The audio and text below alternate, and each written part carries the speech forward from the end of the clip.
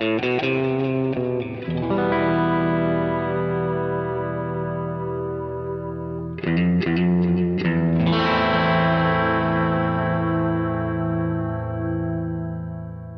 are listening to Mark of the Maker. This is Nick Rolfe, the original full-time, partially part-time, wrongfully suspected gentleman of leisure in the greater knife community, and it's my distinct pleasure and honor to turn it over to these fine gentlemen.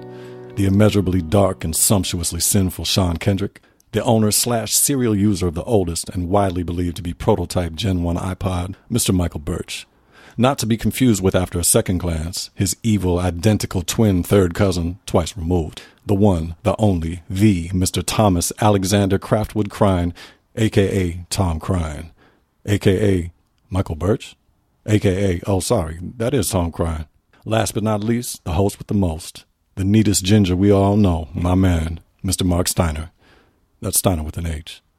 So please sit back and relax, settle in, and get ready for another great episode of insightful, informative, and effortlessly informal dialogue about all things knife and the knife community at large. Damn, he is smooth. Dude, God that's damn. a wrap. That's a wrap. I like Show's how over. I'm a owner of an iPod. The world's oldest iPod. Yeah. So that was our friend Nick Rolfe. He recorded a couple little bumpers for us. So thanks, Nick, for doing that. Something fun. And as he mentioned, you're listening to Mark of the Maker. This is episode 12. We're going to do a little Blade Show wrap-up kind of a thing, and talk about what happened, how things went, some interesting observations, a couple funny stories, and some other stuff. So that's it. It sounds like we got everybody here. Michael, you were with us? I'm here. Tom Crine, you're here as well? Yes, sir. And what did he call you? Dark and sumptuous Sean Kendrick? Oh, I'm ready to rock, man. And yeah, I'm dark and sumptuous. Especially after all that. Mm-hmm. I apologize. I have a stuffy nose and a little bit of a gravelly sounding throat thanks to what some people refer to as the Blade Show crud. It seems like every time there's a show, a bunch of people get sick, and I guess I'm one of them. So how are you guys feeling? About the same. Just kind of, voice is always kind of a little bit of teetering on the going away side. You get stuffed up and just kind of feel cruddy. I'm good. I'm back in the shop. I feel working, fantastic. Piss on you guys then. Yeah, we took a bullet for you guys. You're welcome. Thanks. Okay, so everybody get caught up on some sleep. I know you guys end up working a bunch of late nights and craziness leading up to the show. How you feeling? Sean and I are very well rested for whatever it's worth. Indubitably. I'm feeling pretty good. Monday on the trip home, I decided I don't think I'm ever going to drive to Blade Show again. That was You will next year. Yeah, that was about 5 hours from home.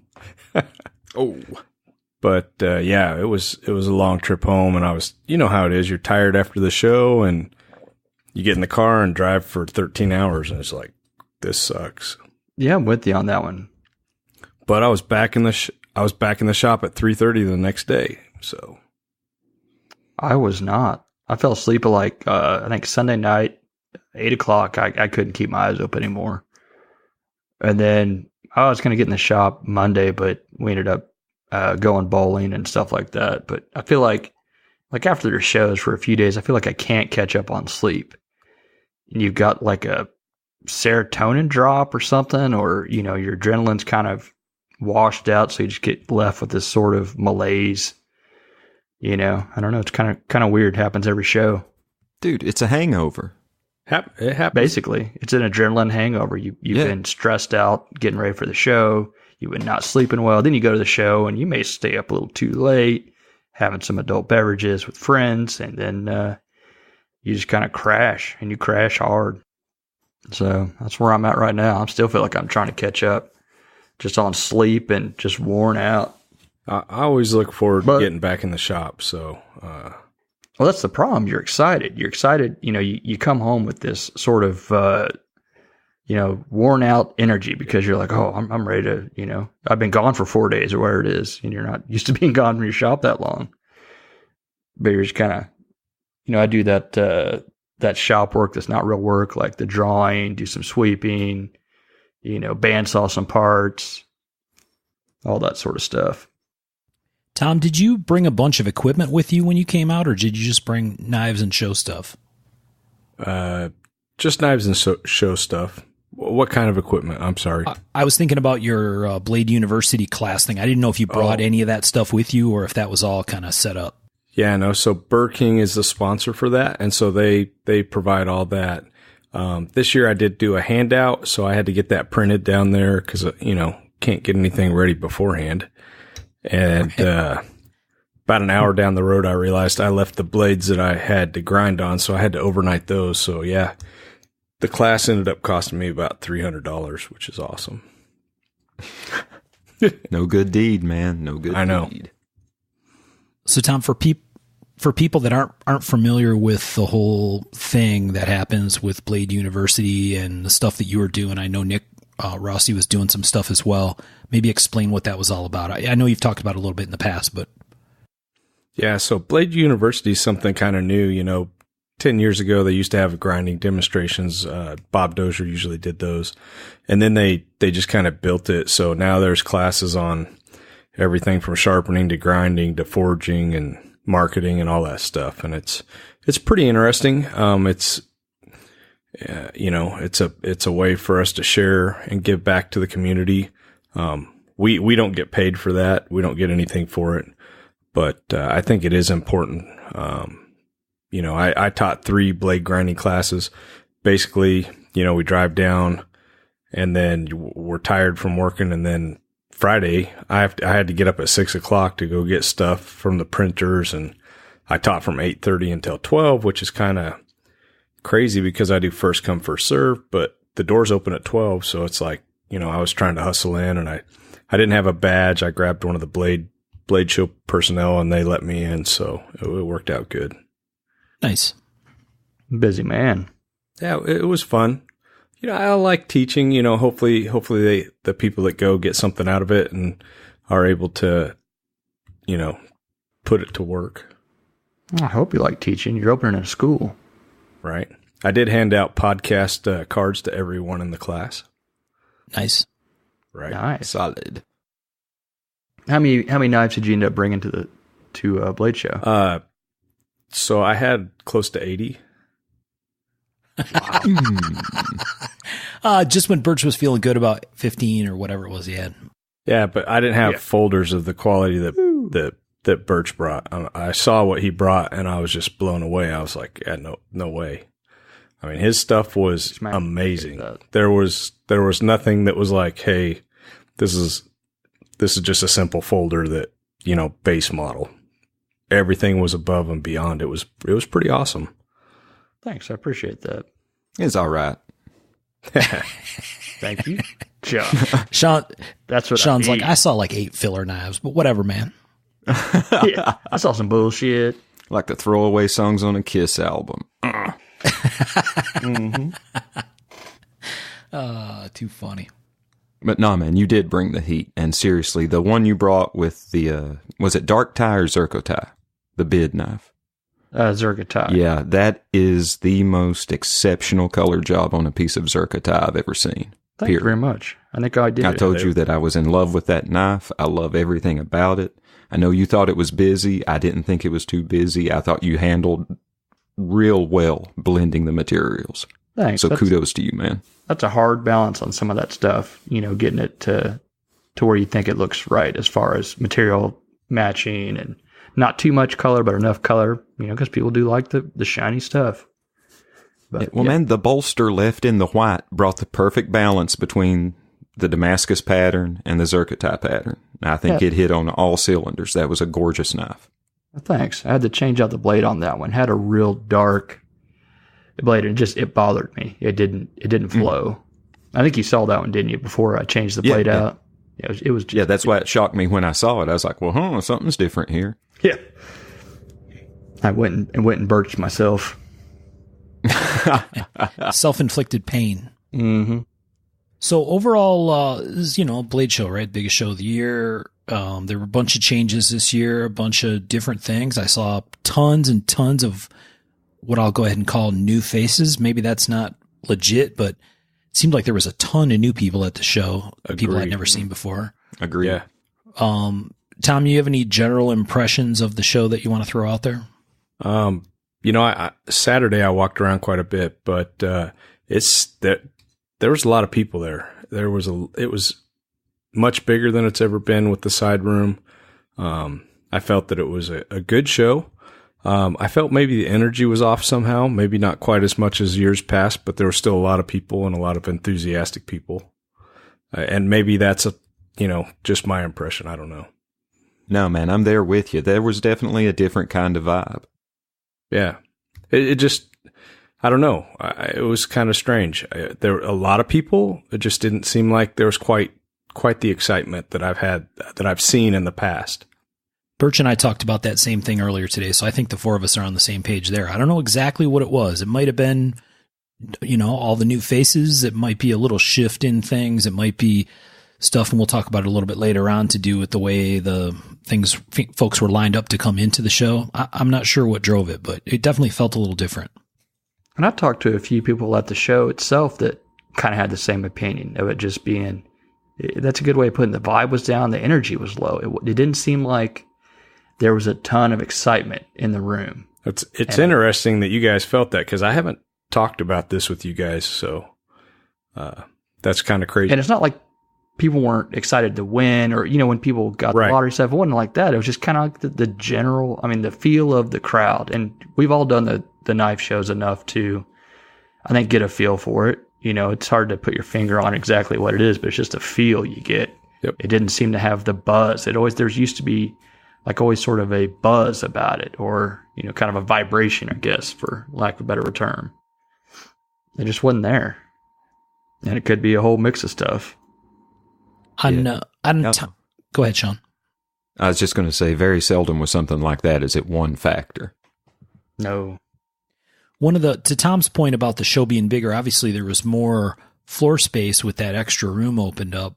And I don't know that she wants us to say the numbers, so I won't repeat the numbers she told Sean and I, but Missy Stearns, the F&W media person that we talked to on Friday morning that got us into the show, she said, I'm pretty sure, correct me if I'm wrong, Sean, she said there were 3 times as many, I don't know, what would you call it, pre-purchased collector badges, like people prepaid tickets to the show. There were 3 times as many. Advanced ticket sales, basically. Right. Versus last year.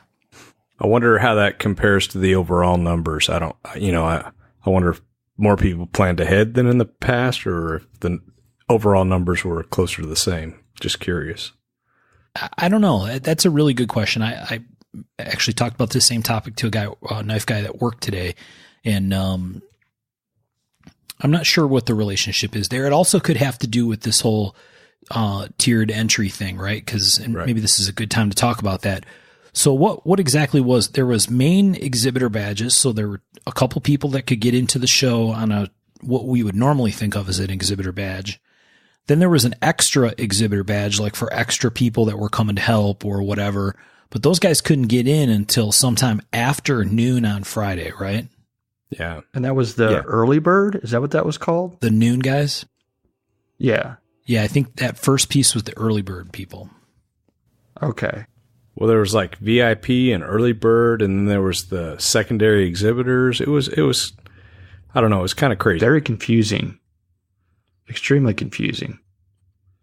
I didn't know what was going on when the doors were open, and you'd see, and there wasn't like a rush. Like usually there's and I get it. They don't want that where everyone comes in at once. I can understand the reasoning behind that. But I think that also leads to some of the excitement, sort of we're all in, let's do this, let's get it going. But it was just kind of like you'd see kind of little streams of people come in and in and in.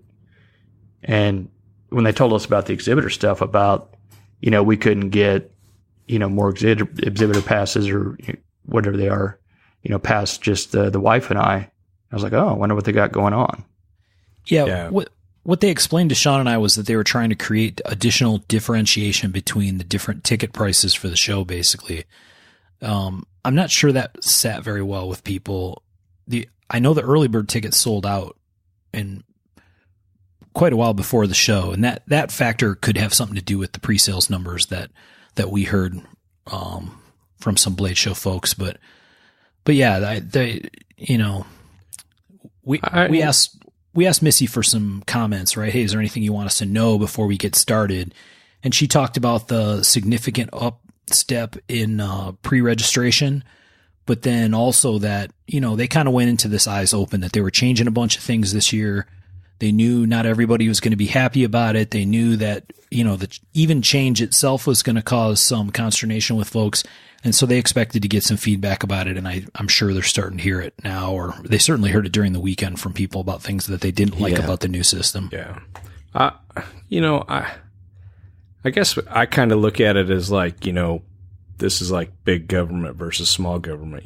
Really at the end of the day, it should be on the exhibitors. If you're selling all your stuff before opening on Friday, well, I mean, why get a table? That's kind of like, I don't know. It was frustrating to me because, I had my 3 boys were there, plus I had 2 guys helping me with the table, with the booth, and I couldn't get everybody in to set up, and I teach classes, so I ended up not having a badge and couldn't get in. It was kind of crazy, but I may be the exception to the rule. What was the point of this to kind of keep it from everybody being in before the show started? Was that the point of this tiered system? I think so. Was to kind of curtail the, basically everybody had an exhibitor's badge back in the day, and, then everything would be gone. So first come, first serve really didn't mean anything anymore. Is that kind of why they did that? Or is that's my take? Yeah, I believe so. I think we actually even heard that from folks close to the show, that prior to the Blade show this year, that there was maybe abuse is the wrong word. Maybe it is the right word, of the previous exhibitor system, where folks in some cases requested tons of exhibitor badges and got them. And then, I'd say that's a pretty good word then. Then they were like super, super early bird, right? Yeah. No, I get it. I think I think their intention was, they meant well, but I think it just kind of flopped and didn't do too well. From what I heard from people. I think that, they're trying to do the right thing. I think with a little bit of tuning, maybe they can, make some changes next year. I personally don't like all the different levels of early bird and VIP and general admission and all that kind of crap, cause then you got people coming all different times and your first come, first serve. And I don't know. I didn't like that per se, but I guess, we've had two different times in the past always. So I don't know. Well, I think you hit it on the head a little bit earlier. If you didn't, if you don't want to sell early, don't sell early. You know what I mean? It's kind of on the exhibitors and on the customers too. Well, and if you're a customer and you come in and you're there on time and they've already sold all their pieces, just don't do business with them in the future. If it really makes you upset. I don't know. Yeah. Yeah, that makes sense. But then you might miss out on some of that sweet flip money. Come on, man. Yeah. I get it. It's an imperfect system. And were they leading people through the new room first, or is that just something I heard? I think no, that's what I was told. Yeah, she explained that to Sean and I, because that's where we had to go to pick up our media passes was over on that same side, right next to the entrance into the new room. And at least the early bird, maybe everybody, but certainly the early bird guys, all kind of went in through that room and kind of looped around and then went into the main show floor. At least that's the way she explained it to us. Now, I wasn't standing there to watch it or part of it, so I don't know for sure. But that seems bizarre. Well, I think it was to try to satisfy some concerns from people that there was this other room that wasn't connected to the main floor, which that was a big thing. I think they should have had a way to connect it to so it's easy to get to it without having to walk all the way around the end. But I don't think there is any way to connect it. Well, maybe not, but all I'm saying is when you have to step out of the room and wander around and start asking people, where the hell is the new room? Then maybe that's not the right answer. But, well, I think that room was a separate zip code. Yeah, for sure. But, I think we've, unless we keep the room, I think there's no way to have a show as big as we have at this venue anymore. So I don't know if we've outgrown the venue or we just need to figure out a way to make the small room work. I don't know. Yeah. Well, I mean, there's also, it seems to me it's in the past few years, it's gotten a lot more non-knife type of vendors. there's a lady that has a cooking show behind me. Yeah, and I get it. You know, it's more money. It's more. It pays the bills, but at the same time, it's the blade show. You know, I would love to keep it not like a gun show where there's everything in there, just a blade show. And if you want to add stuff to it, maybe that's the other room. But I know that's not how that stuff works and stuff. But yeah, I don't know. It just seems like it really kind of messed the flow up. Well, and there's more and more of the suppliers and all this kind of stuff, which I think is good. I mean, it's important. We need it, the grinders and tools and stuff. So I don't know what the answer is. I think overall supplies is big business. I think overall Blade Show did pretty good. There's places to improve, and I hope they do. Yeah. The problem is sometimes the Blade Show's been going on for a long time. And to say, it's going to improve, it's like, well, let's, I know we're at this like huge growth mark right now, where the past couple of years it's just boomed, and I'm sure they're trying to work around that, but it's still frustrating. I get the frustration. I haven't missed a Blade Show in like 27 years. That's crazy. That it is. I mean, yeah. How many did you drive to? Yeah, all but like 4 or 5 of them. I think, I don't know. One of the interesting things, and I heard this from a few different people, was that, and this could have to do with more and more custom makers moving into booths. Although I'm not sure that's the primary cause. I think it's a contributing factor, but there were a bunch of people that were moved around this year in kind of in odd spots. And one of the things that I disliked about the way the booth thing was this year, and it's been kind of creeping this way the last couple of years, is that mixture of stuff. Like you said, Tom, cooking show behind you, grinder on one side. It's like, it almost seems like there might be a better way, certainly a better way from a collector perspective or a customer perspective, to organize things. So, okay, here's all the maker booths, right? And then here's all the supplier booths. And then here's all the production company booths. And maybe, there's probably some of that to be said for tables, although there's a little bit of that table structure left, right? Where there's custom stuff here. And although I know in the past they used to have signs, right? Wasn't there like an ABS sign and a guild sign? ABS section, guild section. Yeah.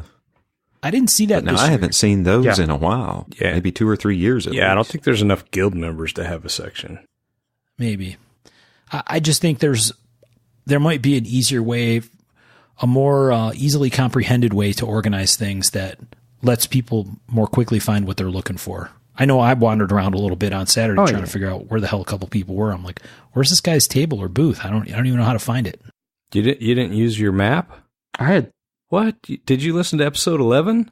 I did use my map, but I'm just saying when it's weird enough that it's like hard to find people, that's not good for you guys either, I don't think. No, I agree.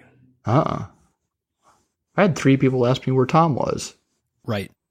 And I pointed in the wrong direction because I thought he was still back. I forgot he was in a booth. Put that in your use your map, Tom. Well, shit. Birch didn't use his map either. We used to have a pretty good location there, but everyone's like moved off to booths and stuff, and everyone's just scattered. And and I think the problem with trying to organize everyone is no one really wants to lose their spot, so to speak, anymore. So it'd be tough to, it'd be nice if they like sent an email out now and said, hey, we're going to try to organize, like groups into like whatever. But everyone's kind of gained their ground, so to speak. So it's going to be hard to do. Yeah, we'll see. All right. So, what else do we want to talk about here? Well, before we move on to any other topic, I would like to give a big shout out to Missy from F&W. She was professional, courteous, and friendly with both Mark and I, and she really took care of us. Thank you very much, ma'am. Yeah, I agree. I've never had any issues with any of the Blade Show staff. They're always helpful and, professional. But I treat them with respect too. So, I mean, that's a two-way street. Yeah, for sure. There were some people freaking out from the show side as well as the collector side out on the outside of the show before doors, all related to, what do you mean I'm in the wrong line? What line am I supposed to be in? How many different entrances are there? And then some, you know, so there's frustration on both sides. There was definitely some Blade Show folks that were very wound up, maybe rightfully so, because they're getting challenged on the spot by a big crowd of people, right? Right. Yeah. But I have to agree with Sean. Missy was a pleasure to work with. She was super helpful. She got us to the spot we needed to be in, and it was very slick. She gave us some good insights about the show. So, like he said, thank you very much for that. That's much appreciated. Now, I heard that some of the security staff were kind of a bit loud with folks. You mean the but red I don't jackets? know. You know, I was. Yeah, but I don't know. I obviously wasn't there to see any of that, or but I heard. Yeah, that and they're occasion. not Blade Show staff, from what I understand. But no, they're just. I mean, they're basically security. If they had been, maybe there would have been better communication, because most of the dust-ups I heard about came down to the red jackets not knowing really what was up with the tiered entry system and not understanding color codes and which is which and what's what and what times. And I mean, really, with as many badges as they were, I could see how it would be hard to keep it straight. Right. Well, and maybe in the future, there's only like one or two doors. Maybe having a Blade Show staff available, one or two at those doors to help solve those issues. I don't know. Just brainstorming. Yeah. They definitely had people all over the place. Yeah. I think largely because of all the changes, and it's a big crowd. I mean, I'm confident there were a ton of new people this year. At the same time, there was a ton of people that have been there a bunch of years, right? Like you, Tom, 20 some years. So there was a lot of confusion outside. Well, and it was different, so it probably confused them. Yeah. Maybe there weren't enough people that all had the same story and that, the same plan laid out in front of them. And that could have led to some of the confusion too. So certainly a growing pains year. And like you said, I hope they get it sorted out into a better spot next year, because, people love going to the show. Yeah. Yeah. I just want to see that energy get back up. Make it exciting. Be excited. Excited. I was too. I was bouncing off the walls. Well, that's because you didn't have a table. That's what you were so happy about. Mm-hmm. Well, maybe that had something to do with it. What do you say? Plus, novel experience, new novel experience. You know how I am about that. Sean and I had a lot of fun walking around. I was being all Yes, we did. dark and sensuous or whatever it is.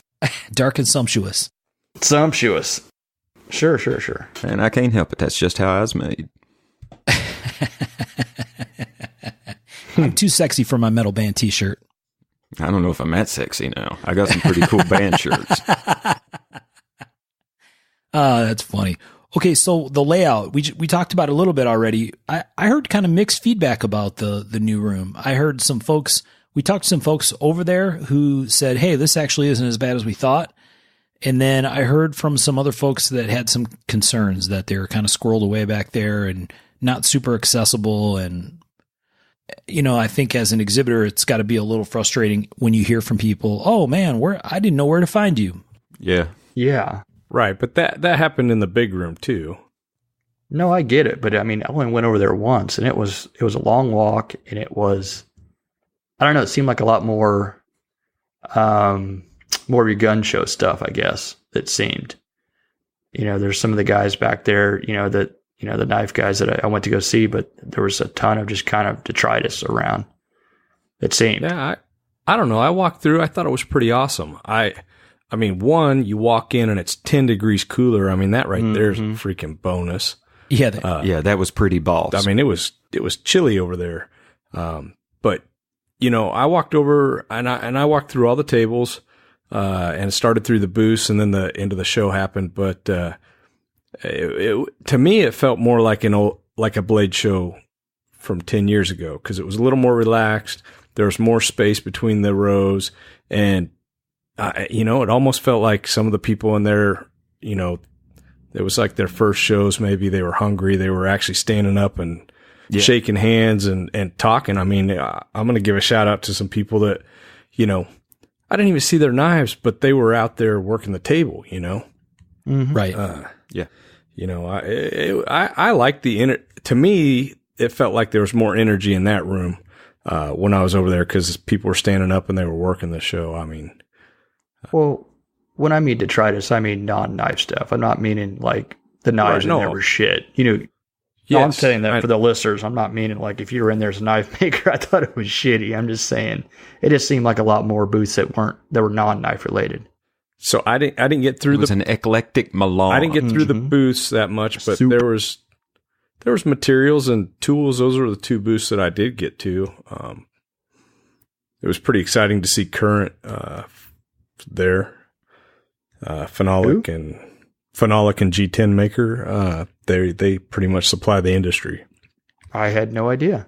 And yeah, I didn't either. So yeah, I talked with them quite a bit. They're really, you have to buy bigger pieces, but it was actually really interesting. They've got a new smaller press that they can build samples. So if you call them up and want something, they can build you, I think he said like a 6x6 sample of whatever your mind wants. They're making rag micarta now. They're making rag G10 now. Carbon fibers, laminated with G10s, all sorts of stuff. Really some neat stuff. So excited to talk to them. I've ordered from them 2 or 3 times in the past, and they're a pretty awesome company. Huh. They have some pretty cool capabilities. I ordered some G10 a while back for backspacers, and I had that they can precision. Well, it's probably not precision, but they can grind it within 1,000th of an inch or so. And I got a 4 foot by 8 foot sheet of 0.165 for backspacer material. It seems like the longer you're in knife making, the further down the wholesale rabbit hole you go. Yeah. Pretty soon you end up meeting that one guy that makes everything, and supplies you it all. That would be Current. I've seen a bunch of knives recently with rag micarta, and I thought all that stuff dried up. So I'm like, man, somebody must have uncovered another stash with the Westinghouse stuff. They're making it again, or what? No, this is what you've been seeing is the old Westinghouse that people have found and dug up. I ended up purchasing some of that, and it was expensive. I got enough to make maybe 3 knives, and it was $500 and some. But they're making new rag micarta that it looks different enough that I don't think anybody will confuse it. But it looks pretty cool. Huh. It'll be interesting to see how that looks. Did a little supply shopping with Sean and got some stuff I haven't tried before. I'm excited to try it out. Yeah, me too. I've tried the Rich Light once, but I burnt the piss out of it and had to throw it away. So I'm going to give it a second go with one of the pieces I got while we were there. Yeah, I'm excited to try that stuff.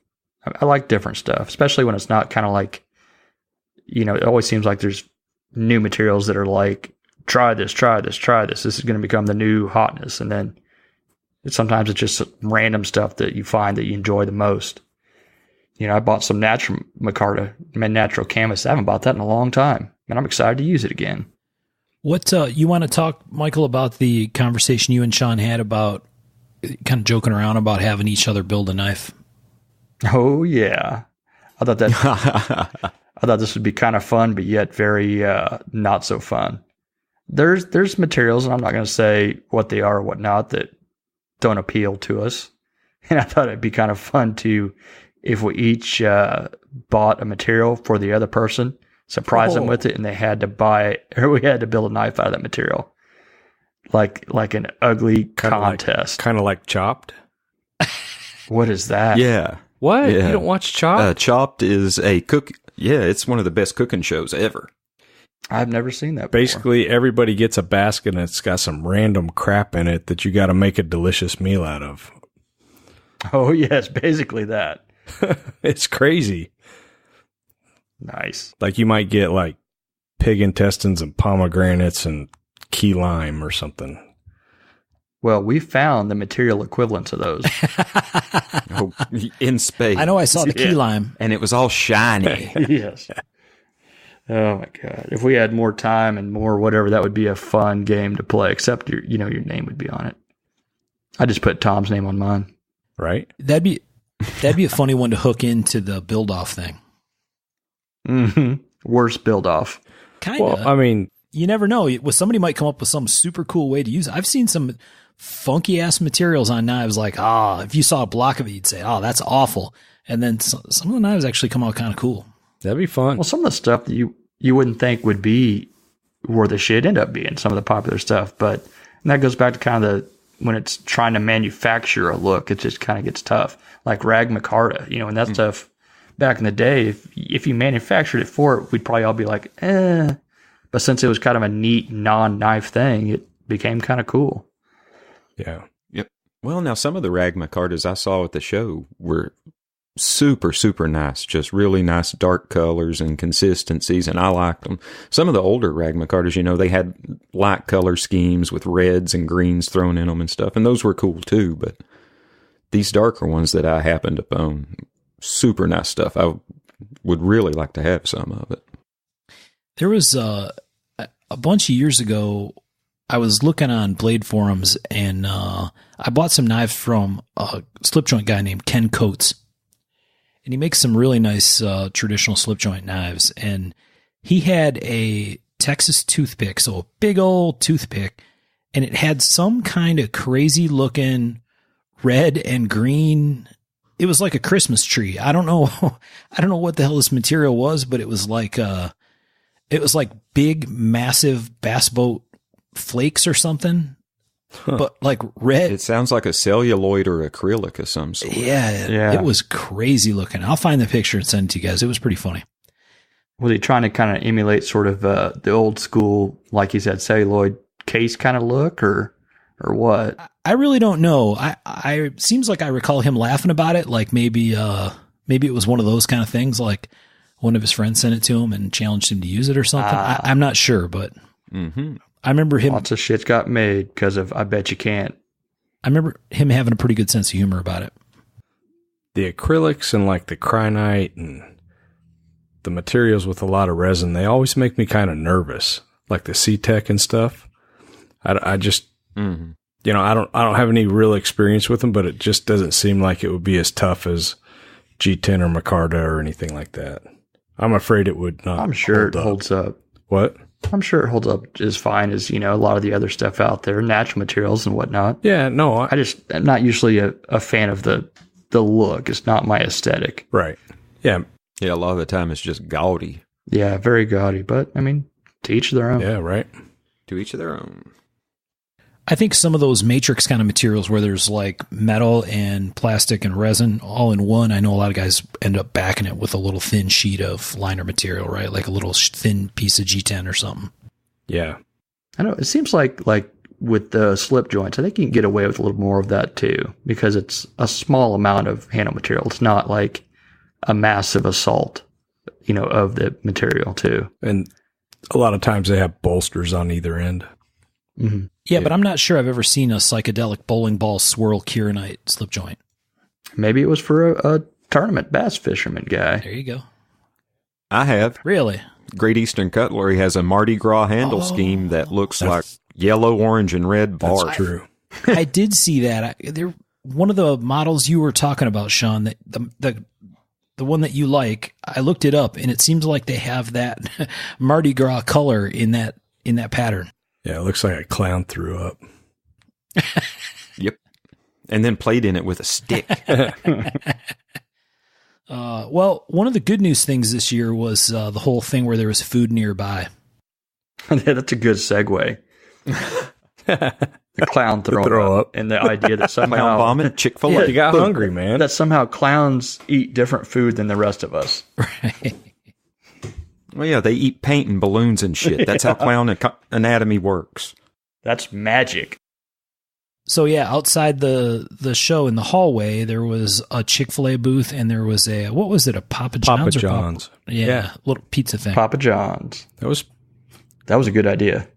Yeah. We're trying for Arby's next year. Mm-hmm. We're going to get that sponsorship. Coming for you, Arby's. You know, I don't know. I think it's one of those things where because you're super hungry by the time you get to those little booths, the food tasted really good. Delicious. Right. Yeah, it did to me. I'm not a huge Papa John's fan, but that Abby brought me one, and it was awesome. Best pizza ever, right? When you're hungry, haven't eaten anything all day. Mm-hmm. Exactly. Dude, I will say I was super sad. Like, seriously not happy. Jocks and Jill's is gone. I heard that. It's closed. There's nothing in there. Well, they lost their liquor license a couple years ago, and I was like, that had to hurt hard. They lost their liquor license? Right during during the Blade show, yeah. Blade show, crowd, and no liquor license is a terrible combo. Yeah, that's a recipe for failure. That's a no-go. No, I like the food there, and I don't know, maybe that's a new thing, just having that sort of setup, but I'm like, why wasn't this here before? This sort of idea. But yeah, it was really nice. What'd be awesome is if you could like text in an order and they'd bring it to your table. There you go. Give it time. Mm-hmm. That'd be genius. I was really hoping Tom would have brought me some of that barbecue, but I didn't get to go. Just didn't happen. I gave it up for the podcast, man. So I could be at Birch's table between 2 and 3. Here we go. I sacrificed. No Arby's on the table either. I sacrificed barbecue for the podcast. Nobody even brought me an Arby's. Wow. Now, not to be mean, Tom, but What? to see a plate of barbecue or see Tom, that balance. I know. I mean, I can look in the mirror Right? and see Tom, Right. We did find another barbecue restaurant close. We'll talk about that later. One of the interesting things, and this might fit with the whole idea of having food outside, like immediately outside. I'm sure the show had a participatory role from a money perspective in having that food right there adjacent to the show. So I'm sure there's a monetization angle. But the one thing I thought was really interesting was over at the hotel, they really seem to embrace rather than tolerate the whole Blade Show crowd this year. Yeah, It was a bit different. Yeah, way different vibe. Yeah, it was crazy. Blade Show shirts, your Waverly key card had Blade Show on it. It was like they threw their hands up and were like, all right, screw it. They're coming. They're loud. They're awesome. Let's do this. Yeah, in the past, it's been like, oh, Jesus, these guys again. Holy hell. We got to put up with them. Well, yeah, but that's management. You know that the people who actually work there and serve people request that weekend every year, and there are fights over who's going to get to work. Yeah, I'm sure there's a lot of money that goes. Now, were you the one that told us that, or did someone tell that to Abby? Because that's what we heard too, that folks enjoyed our crowd because supposedly big tippers. We drink and tip. That's what I heard. Yeah, I think that's probably reasonable. Yeah. No, I mean, I didn't seem like I heard like any bad pit stories, and they had some fun games, and Yeah. I personally got my ass whipped at cornhole or beanbag, whatever you want to call it, depending on where you're from. So I suck at that game. The hotel people were, like I said, they embraced the whole thing though. And, the same was true in the pit in the evening too, right? It didn't seem like, maybe because people almost seemed like they were on slightly better behavior this year, but than a couple times they've been in the past. Yeah. I mean, not that people weren't still having a ton of fun. I mean, I still had plenty of fun, but, nobody has to go to jail for it. Yeah, I didn't hear about no fights. No fires got started. I don't think anything got pissed on even. The other one was there was a brewery represented on the floor of the pit. That was kind of cool. Yeah. Yeah. Yeah. I thought that was a smart move on someone's part, Heck too. yeah. Someone had their thinking cap on this one.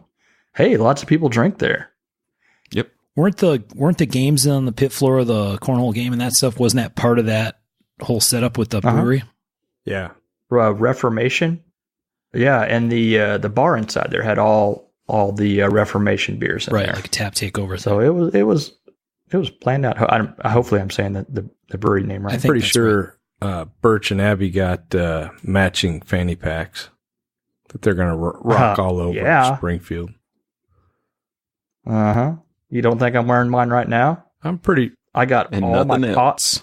I got my podcast gear in there. Is that what you call it? Yeah. Mhm. Oh. Yeah. Anyway, Anywho. That was a separate thing from that Reformation place, but the fanny pack thing, that was the craft brew guys, right? The craft brew junkie guys from Facebook. yeah. Nice group. For being about drinking alcohol and stuff like that, everyone up there was really nice. No shenanigans. Really, I think the pit was done well this year, I think. Yeah. Agree. They had tables set out for us. It was pretty cool. Yeah. And I didn't go outside at all this year. Did you guys? No. Because it used to be, we used to go, outside and in, back and forth and stuff, but I haven't been outside in a bit. Did it stay pretty? Can't handle the smoke really. Pretty tame. It gets pretty. I can't pretty either. rough on my throat. That's why I spend most of my time out there. What was it like, Sean? Was it pretty normal? Busier than in years past, actually. The place I normally park my ass and smoke, I didn't get to sit there. It was full. Huh. Cool. I know the spot you're talking about. I've talked with you there before. Yep, several times. And nah, man, new folks have took it over. I should have pissed on it when I had the chance and claimed it as mine. Mm-hmm. Mark your territory. Big circle. Mm-hmm.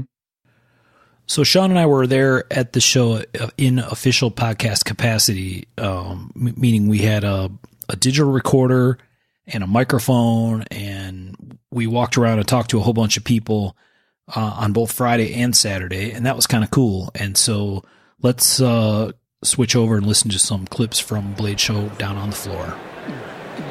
Hey, this is Barry Jones from PB&J Knives and the Jones Brothers. You're listening to Mark of the Maker. This is Billy Cho. Welcome to Mark of the Maker. Okay, so what's your thoughts about the show, Billy? I think you guys kind of covered it in all your podcasts. It's more of a community. I get to see all my friends. I am a petty dabbler, knife maker, but I mostly came just to see you guys and just hang out, and that's pretty much about it. See some cool knives, obviously, but it's just to hang out with you guys. I need a break from life, and Blade Show is that's my fix. So yeah. This is Jens Anso of Denmark. I approve this message, and you're listening to Mark of the Maker. Sure thing. At Blade Show, this is the place to be if you're a knife maker or a knife collector. It's as simple as that. It's the best show out there. This is Fibersmith Matt Diskin, and you're listening to Mark of the Maker. Blade Show is the biggest thing there is out there. If you haven't come, you better get here. Okay, so big thanks to all our pals giving us some sounds from Blade Show. A couple of little read-ins there and a couple other things. So we appreciate folks that took a couple minutes to chat with us, and we'll have a couple more of these here before the episode's over with some other stuff. But it was fun. It was really nice opportunity to walk around and chat with people. We talked a little bit earlier about the crowd and kind of how the vibe in the room or the buzz was a little different this year. You guys have anything more that you want to say about that? I wouldn't say it was a downer. It just didn't seem to be quite as, there weren't quite as many super excited people there. I think the energy being low pretty much sums it up. And I wonder how that was represented in sales. How do we think overall people did with sales? Because it seemed like back in the day, it was selling out a show isn't always a normal thing. Sometimes it seems like that's the norm, oh, you should sell out. But that's, not how the shows used to be, and not always how they are. So it'll be interesting to kind of see what you guys think about how sales went, you think, overall with the crowds. You think they were good this year, worse, normal? I think sales were still pretty good. I don't think they were quite what they've been in the past. And I think maybe that has to do with some with so many lotteries now, people holding their money a little bit, instead of getting excited. And I think once you hold your money, it's easier to keep holding it, possibly. Yeah. Yeah. Once you get past that, instant sort of gratification, and you're like, oh yeah, I don't have to have that. Right. So, and then I think it sort of. No, I was just going to say, I think that has something to do with it. Because a lot of people are wanting to get in on lotteries either because they want the knife or they want to flip it and pay for their trip or whatever, Mm. Yeah. And we kind of hit on this on the episode before this one about how there's that perception of, and then, you go and you're waiting for a lottery and you don't buy it, and then you go back and it's still there. You have that perception. Oh, it must not be, you think there's a reason it's sitting there. which everyone in the room might be thinking the exact same thing, and that may be the reason it's sitting there. Right. It's sort of a vicious cycle there. What were your thoughts on it, Mark? When you guys were walking around? I think probably about the same. I don't know. It's hard to say because so much stuff is sold via lottery anymore. A lot of the stuff that's first come, first serve that people are super hot for sells out right away, obviously. And Steel Flame guys sold tons of stuff right away. I think Luke Burnley had some stuff that was first come, first serve. And I know there were a few makers that had people lined up outside that sold stuff pretty quick. I don't know relative to the rest of the floor. I mean, you'd think with more people in the room, there should be more money in the room. And if there's more money in the room, it means more stuff should get bought. But like you said, the mood was a little strange this year. So I don't know. I don't know what to think exactly. More people in the room doesn't necessarily mean more money in the room. No, that's true. There's also a ton more makers. That's... yeah. I just want to hit one thing real quick. If, and I saw this several times. There was relatively new makers who were still trying to build their following, and they came to the show. And, I know a few of them that didn't do very well. And, I've given advice in the past that if you're a relatively new maker, you probably shouldn't be going to the shows like this. And not because you don't deserve to be there, but because if you don't do good, it can be so discouraging. And, really, I feel like you should probably be putting that money to stuff, for a table and the trip into your shop and equipment and building your online presence right now, in today's age. I kind of disagree with that. I think I really? I agree that, yes, it can be very discouraging. But I disagree that when you go and you don't sell stuff, I mean, dude, it's hard. But I've been there. I've been there, with the early fixed plays where you're like, you go home with stuff. But then you got to look at it like you're happy with what you sold and not worried about what you didn't sell. But we do have this attitude nowadays that like everything should sell to be successful. And the fact is, the idea is really to just have people handle your knives. This is a great place for people to get them in their hands. No, they may not buy it, but maybe next year, they'll put it in their head. And I can see that. But, at the same time, if they go into it knowing that, but if they go in expecting to sell all their knives and sell out, dude, it can be like heartbreaking sometimes. And that doesn't mean your knives aren't good or that there's a market out there. It's just, you got to keep going, and sometimes that's like a kick in the nuts. Well, I think you got to manage your expectations, but I think that's also a good lesson to learn, that, hey, you've got to work hard at this shit. Oh, yeah. Well, and it's part of the weeding out process. Do you want to make fucking knives because you want to make fucking knives, or do you want to make knives because you're looking to get some kind of payout? Because if you're looking to get into this thing to get a payout, you're going to get a really, really quick wake-up call. Well, payout in the form of money, or even payout in the form of, I'm going to put air quotes around the word fame, right? Exactly. Do you want to be an internet famous guy, or do you want to make money, or do you want to do it because you want to make knives? And I think where you're going, Birch, is the show thing is sort of like part of the paying your dues process, right? Sort of, yeah. And getting knives in the hands of people. Even if they don't buy them, they still handle them and see them. Well, and the knives you take home, analyze the knives you took home, analyze the knives you didn't take home. Is that what people like? Well, then focus on what you think they like and build on that. Use it to evolve your design instead. 100%. I've definitely done that. I've taken a whole table full of knives. We all have. I can remember going to Blade Show and having a whole table full of hidden tang knives with antler and a prototype TK8, and I could have sold that prototype TK8 20 times, and I didn't sell a single knife. It was, I don't know. It just depends on where you are. I think Blade Show is a pretty expensive show. I'm not saying don't go to shows. I'm just saying that, maybe, I don't know. Maybe put some of that money back in your shop, equipment and stuff. You're saying do the pay your dues thing, but do it where it's more affordable. You can drive there, or it's local shows or whatever. Yeah. Piss on that. Put it all on Blade. Spin it. There you go. Oh, well, boy. interestingly enough, we have different views, but that's that seems how it is a lot, though. I mean, you got to make your decisions and play your cards. So Yeah, you got to roll your dice. Oh yeah, no, but and we've seen both sides of it. We've seen guys that have went in hot and heavy and started off real good and slowed down quite a bit, and we've seen guys that were real slow and hot now. It's. And then there's guys like me that have never really been hot at all and just slow and steady. I think you're hot. Well, I mean, that's because we look so similar. Mm-hmm. Oh, dude, you're at a percolating simmer constantly. Right. I'm still shaking my head at the thought of a fast and loose version of Birch. Yeah, fuck it, man. Just go to Blade Show. What's the big deal? What's the worst thing that's going to happen?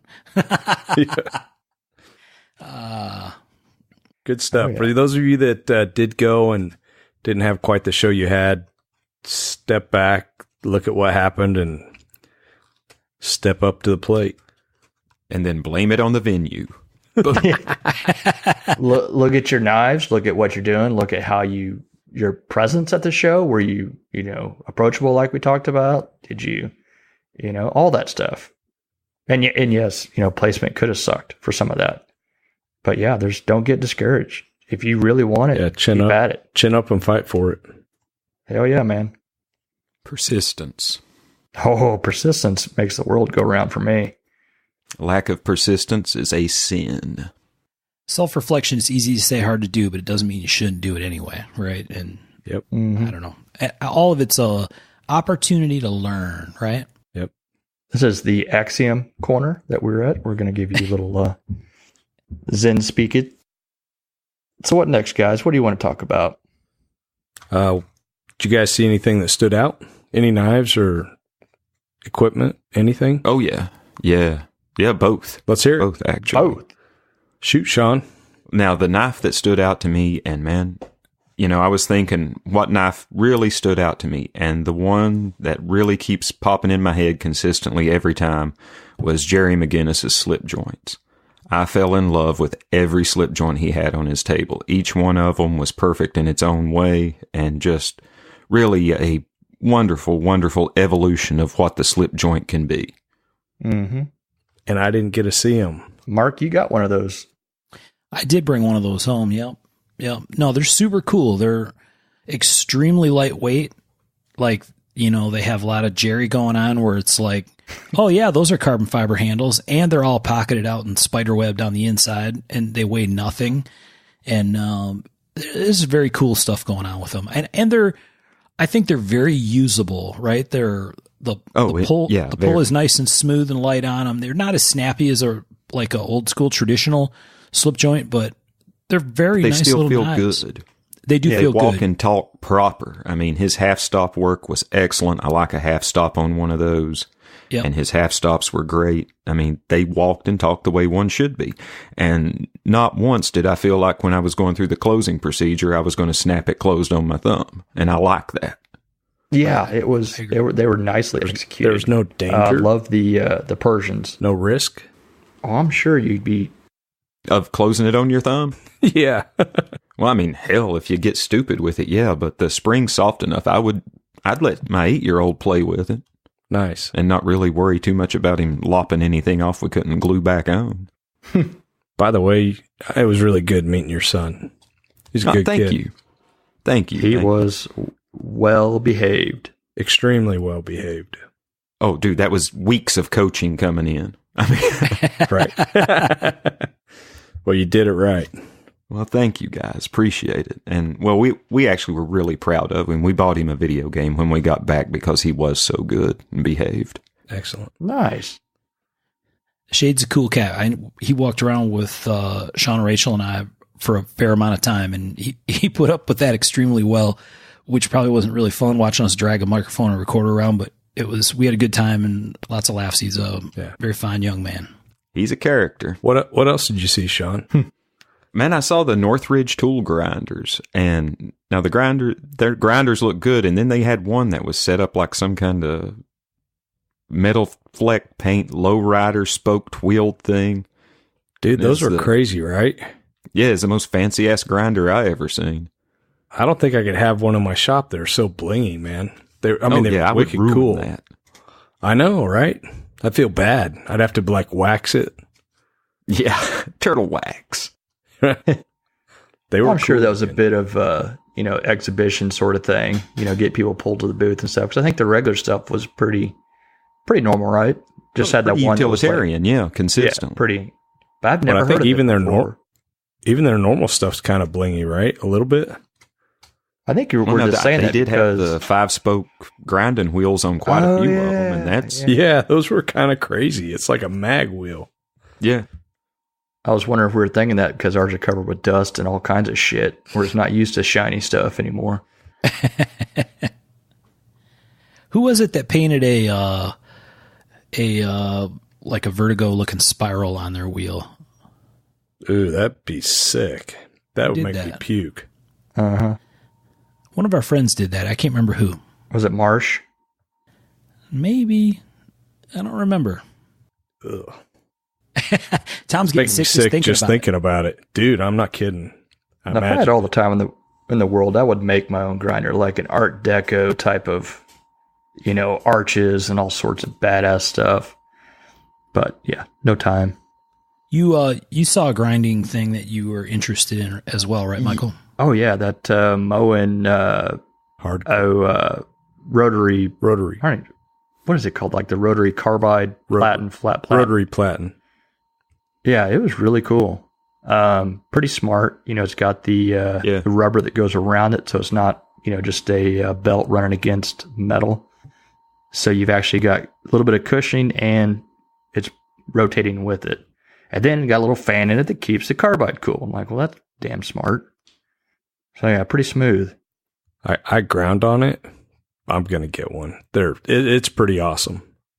Well, yeah, I had myself half convinced that on these V4s that I was going to get one of those and grind on it, just so I didn't have an excuse to buy one.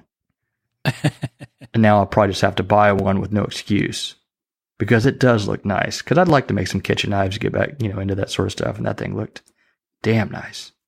It was amazing to grind on. I didn't get a chance to do it, so yeah, it looked nice. And they had a 20-inch, something about a big fat wheel, man, gets me. They had that 20-inch wheel there. Sean, you saw that thing. Oh, yeah. Had about and I 2 want to inch. get that guy a spin. That's intriguing. Oh, yeah, it'd be fun. I ground on Bird King's 20-inch grinder, and it's cool. I saw that last year. They had one, the big ass wheel. Man, it looks fun. And something about weird knife makers and grinders and shit like that, tools. What's the 20 like, big giant wheel like that? What's the advantage of it? The high grinds and just having a fucking big ass wheel to be like, look at my wheel. Yeah, it starts approaching a flat grind. Yeah. In performance. So Right. and it's just cool. It's really smooth. It's got a lot of mass. They're fun to grind on. Yeah, and basically just the idea of having a really large radius. Like some of the guys, they came out with basically a faux radius platen a few years ago that people would do to simulate sort of the size of wheel used on some of the traditional rock wheels, I guess, or what do you call them? The Sheffield. Yeah, type of stuff, and which were like 86 inches or something. And if that's right, that is a hell of an ass pulled out a number sort of thing. But so they had like basically a curved platen to kind of make it, simulate that. To act like a big giant wheel. Uh-huh. Yeah. But to actually have a wheel, you're like, woo, look at this wheel. It seems like that's why I was surprised when you guys were talking about the guys that have the 5-spoked wheels, because it seems to me like you'd want to have a wheel that's very, very heavy. I don't necessarily want a 5-spoke wheel.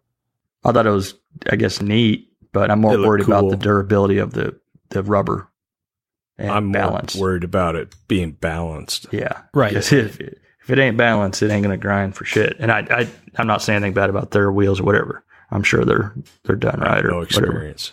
Whatever. Yeah, no idea really. You know what would be interesting? Just kind of mix and mash what we just talked about. How cool would it be if the hardcore rotary platen, if they came out with a large radius type thing to go on there, so you could do like an 86-inch grind or whatever? I'm sure it's coming. I mean, there's no way that isn't coming. Yeah, it's reasonable, right? You could do that easily. Now, if we came up with that for you guys, if you're listening hardcore, right? We just want one each, Yeah, they do. That's who we need to have for a sponsor. Because I want one. I do too. It's pretty amazing. It's pretty cool, and they have it looks like a very intuitive type of jig system. Now, that's another one of those. I don't know, jigs. I used it. Yeah, no, they're good. Well, I mean, it's polarizing bad. I think it's more polarizing between knife makers than it is customers, truthfully. Yeah, sort of like as long as you're up front, who cares how they get done? I personally like to grind by hand, but I use their fixture and I ground a blade over there with it, and it worked pretty damn good. Yeah, I've seen videos on it, and it looked and just once again, it looked slick. It clicked back and forth, so it looked like you didn't have to unscrew stuff, and you do. You have to screw it. You have to unscrew it. No, I'm talking about like what I've seen other pictures of. What's it called? Block grinding or something, or jig grinding, whatever it's called. It looks like most. You don't have to remove it from the fixture. Yeah, that's what it is. Yeah. So no, it looked very cool. Well thought out. Mm-hmm. You see anything else, Michael? What's that? Any as far as cool knives? Yeah. What'd you see that was cool? I thought that we went over and checked out our friend Nick Rossi. You guys. Damn, Birch, that's the one I was going to say. Yeah, I want to get in on that. You can get the other integral that I know you want to talk about. But it was basically a forged integral slip joint. He basically folded, made flaps, folded that, then folded the long one back behind it, and made that basically the lock, slip joint lock, which was just kind of cool. It was different, Is it very forged? Rustic? Hell yeah, but it was cool. Yeah, you guys told me about that, and I went over to see it, and I found the table, but I didn't see it. Well, and he also had, the guy that made it wasn't there, but it was Nick Rossi's New England School of bladesmithing or blacksmithing, metalwork. New England School of Metalwork. I was damn close. Let's edit that right on in. But somebody there that. They worked on it together, but it also had the forging progression, which was really cool. Yeah. I don't know. It was neat. It was different. That was super cool just because at first you pick it up and it's like, oh, this is pretty neat. And then you realize it's all one piece. It's like, whoa, what the hell? Mm-hmm. Yeah, I made a mistake of posting that one up and people were like, oh, hey, Nick, who's that guy? I'm like, shit. Now you'll never get one. Yeah, imagine that with little Damascus. Woo! Be a cool piece. That would be cool. What about you, Mark? What knife did you see that really spoke to you? When you said an integral that I wanted to talk about, you talking about Gus's thing? I assumed you'd want to talk about that because that's pretty cool. It is awful cool. So Gus Cicchini GTC Knives has been doing lately these folded integral knives, and he's certainly not the first guy to do a folded integral knife, but he's using a very interesting process to do it where it's basically like the two sides are connected with what I'll describe as a small backspacer size piece of material. You think that's fair, Michael?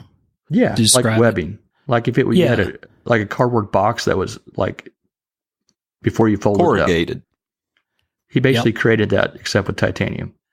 Yeah, it looks like he drilled the holes in it and then folded it, and I think the holes let it bend better or more easily without wanting to tear material and some other stuff. At least I assume that's the case. And I didn't talk to him about the details of how exactly he makes it, but it's extremely badass looking, and it doesn't look weird or out of place. It fits with his design. It's very, very clean, as all things GTC are.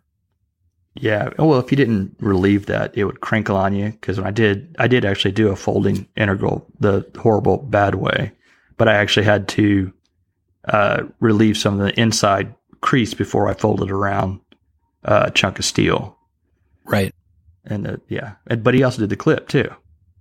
Yeah, so it was sort of like a double integral thing. Folded it one direction to make the two sides, and then had a piece that came out and folded it over to make the clip.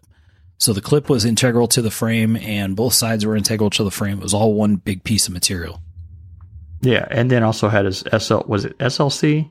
Yeah, right. And his hidden flipper tab thing, just because he can. Yeah, because he's Gus. Crazy. Right? Yeah, it's pretty fantastic. He was sitting over there with the Blade Show award, and I assume that's what that was for. I have to assume so as well. I just wanted to thank Gus for stopping by and talking to us. One of the best conversations I had at the show, and I really appreciate his enthusiasm for the podcast. Yeah, he's a big fan of the show. He really enjoys listening along while he's working, and he's had some very nice things to say to us, so that was very cool. Nice. Now, Chad had an award thing, too, that I thought was kind of neat. That's what I was going to say. And he had a Chad Nichols Award, which he did. Birch did not get one. I didn't get one. I'm not really sure where that was even at. But I think that was pretty smooth on Chad's part. I like that. Pretty cool. It was Bird's idea. I was going to say, I think that's it was what I heard. Bird's idea, yeah. I think Chad was the first one to tell me that it was his idea. So that's pretty neat. And I better win one next time. Tom, what did you see that you thought was really cool? I love walking around the show, and there's so much cool stuff. But one piece that really stood out to me, and for whatever reason, Zombie Tools has a knife called the Spit. I'm sorry, what? And the Spit. I about took one of those home. I was like, this is really cool. It's like 41 inches long. Okay. The handle's like 20 inches long, and it's like basically a gladius blade at the end of that. Ah, that's where they got you. I don't know what I'd do with it, but dude, it was cool. I was like, yeah, I want one. But I did purchase a couple things. We'll talk about those later in that section. But yeah, the Spit was cool. It was also cool because like I walked up to the Zombie Tools booth, and they're like, we love the podcast. I heard that over and over, which thank you guys for listening and having good things to say. So many good things. Over in the small room, I saw some really cool little neck knives by Jason Magruder. They look pretty cool. And yeah, that's pretty much it. Lots of cool stuff, but I mean, those were the two that kind of stuck in my mind. Let me give another mention to Les George's 1918. Oh, those were yeah, that was how those were fucking cool were those? Yeah, seriously, love that piece. I didn't actually get to handle them, but they looked amazing. Man, they handled better than they looked, and that's saying something. Wow. Yeah, he knocked those out. Need more of those if you're listening, Les. Yeah, Les. Lots more. I know a podcast team that'd really like one for each of us. Well, I did see another thing that was really cool over in the other room. What was the name of that company? Coal Iron Works. They make the presses, right? Yeah, so they do the presses, but they also had a convection forge. So they're coming to market with a convection forge, and you know, I've always seen those on YouTube and thought they looked really cool. And I basically talked to them for 15 minutes, and I didn't really understand the technology. It's basically like microwave technology, right? Mm-hmm. But you can stick your finger in there, and as long as you don't have any metal on it, nothing. You stick a piece of metal in there, heats it up to forging temperature in like 15 seconds. Those have been around for a bit. I think those came out about 10 years ago when they started doing those. Yeah. That was one of those kind of contentious sort of, ooh, look at that. But the problem with they were kind of, they were good for forging a blade out, but kind of small for, billets and stuff. Dude, I want to put one in my break room. They look like magic, though. Dude, think about it. So think how cool it would be in your break room. You go grab a hot dog, you shove a metal rod in it, you run it in there, it cooks it from the inside out. Boom, you got a hot dog. You're ready to eat. Seems a bit excessive, but I cannot disagree with you. Most expensive hot dog rig ever. Tell me that wouldn't be great at a barbecue. You get like an 8-foot shaft of metal, you stick hot dogs all the way down it, you run it through there and run it back, you're done. I feel like you'd have a burnt middle and a cold outside. Come on, man. Don't rain on my parade here. This was something I really thought about a lot. See, this is your food at the booth thing for next year, Tom. Put that into action. Yes.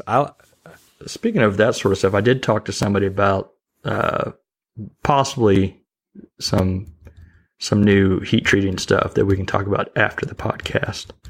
But it's pretty neat. It can be very neat if it works. Cool. Did you guys check out the Damacor stuff? Did you guys see any of that? I checked it out on your knives. Yeah, I saw it on your knife. Nice. I thought that was pretty fun stuff. I hate being that guy that was all Teasy McTeaserson, but I couldn't say anything. They had knives from some other guys as well, right? Oh, yeah. They had Brian Ty, Frank Fisher. Who else was there? Yeah, they had, I think 3 or 4 different makers and stuff do it. And it was interesting to see the different type of etches on it. But yeah, they're bringing a cord Damasteel into the market. And it was fun to play with. So like a Sanmai where there's Damasteel on the outside and a core material. Mm-hmm. I think that's trademarked. I don't think you can actually say that. It's called Damacor. Thank you very much. Not Sanmai.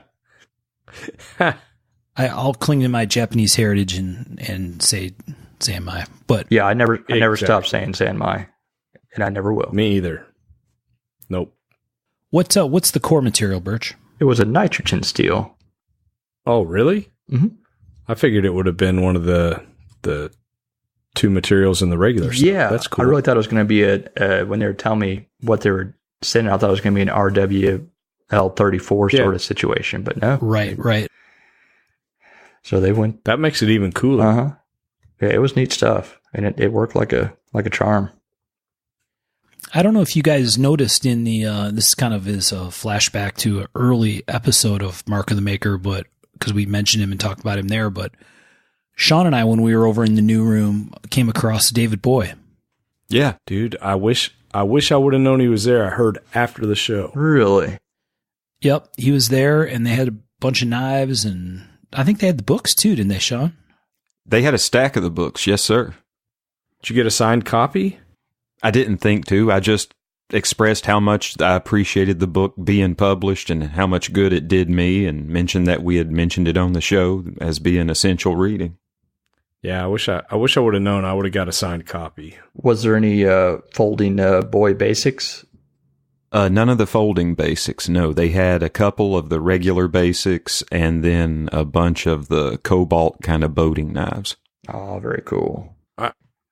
I did hear from someone that talked to him that they're going to bring out some of the cobalt dendritic blade stock again. Oh, yeah? I would like to try it. It's pretty cool stuff. They're going to make it available again. So well, yeah. I thought that Sal was using that. Or has he had old stock that he's been using? If he's been using it, it's been old stock because it hasn't been available in quite a while. Huh. Yeah. Sal Monero you're talking about, Bert? Yeah. He was been posting some up. He's been making BDC stuff for a long time. Mm-hmm. He must have a hell of a stock there. And from what it looks like, it doesn't look like that stuff's fun to hand rub. No. Why would you hand rub it? Yeah, exactly. Because it looks awesome. He does some good hand rubs. It's a clean one. Sal? Mm-hmm. Yeah, very crispy lines, too. Oh, dude, he's phenomenal. I don't care how good it looks. I'm not going to hand rub it. Well, nobody said you had to. I'm there with you, bud. Preaching to the choir on this end. I know you love to hand rub stuff, Birch. It's okay. I meant to get back. You could just burn yourself with a cigar. It'd save you a lot of time, and you'd still get the pain. Set yourself on fire with gasoline. You do lots of different ways to solve that same problem. Oh, yeah. I meant to get back by that Boy table and grab one of those fixed blade, the boat knife or whatever, and then I was going to send it to Tom and have him thin that baby out, but I completely forgot to get back there. I've ground a bunch of those. I didn't even know he was there. Over the years. I've got the feeling we could say a lot of knives and you could be saying, I've ground a bunch of those. So Tom mentioned earlier that we had very nice feedback from folks about the show. That's very true. We asked some people what they thought. We had the t-shirts on, and we had Sean, I'm going to describe it as many dozens of random people that we had never met before stop us when they saw the shirts and talk to us about the show and give us their feedback. And that was very cool. It was very nice of people to do that. So let's go to some other clips from the floor of Blade Show 2018 where we asked folks what they thought about Mark of the Maker, the show. Well, I love it. I mean, maybe it has to do because that I know some of these assholes speaking, but I like that it's uncensored, and I love the stories, and I think there's a lot to learn from it, and it's good shop listening. This is Andy Frankert from AFK Heavy Metals at Blade 2018, and this is Mark of the Maker. I love it, man. It's entertaining.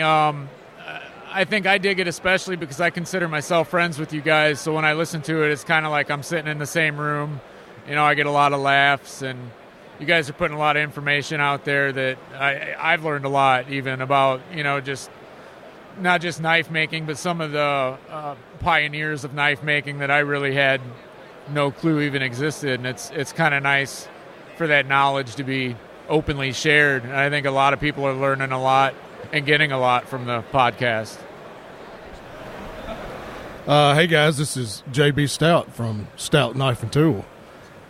You're listening to Mark of the Maker. Oh, he threw it down. I like that. Do you want to say anything about the podcast? I've listened to every episode of the podcast. I love it. I think you guys are doing a service to the community. Everything you've talked about has been spot on.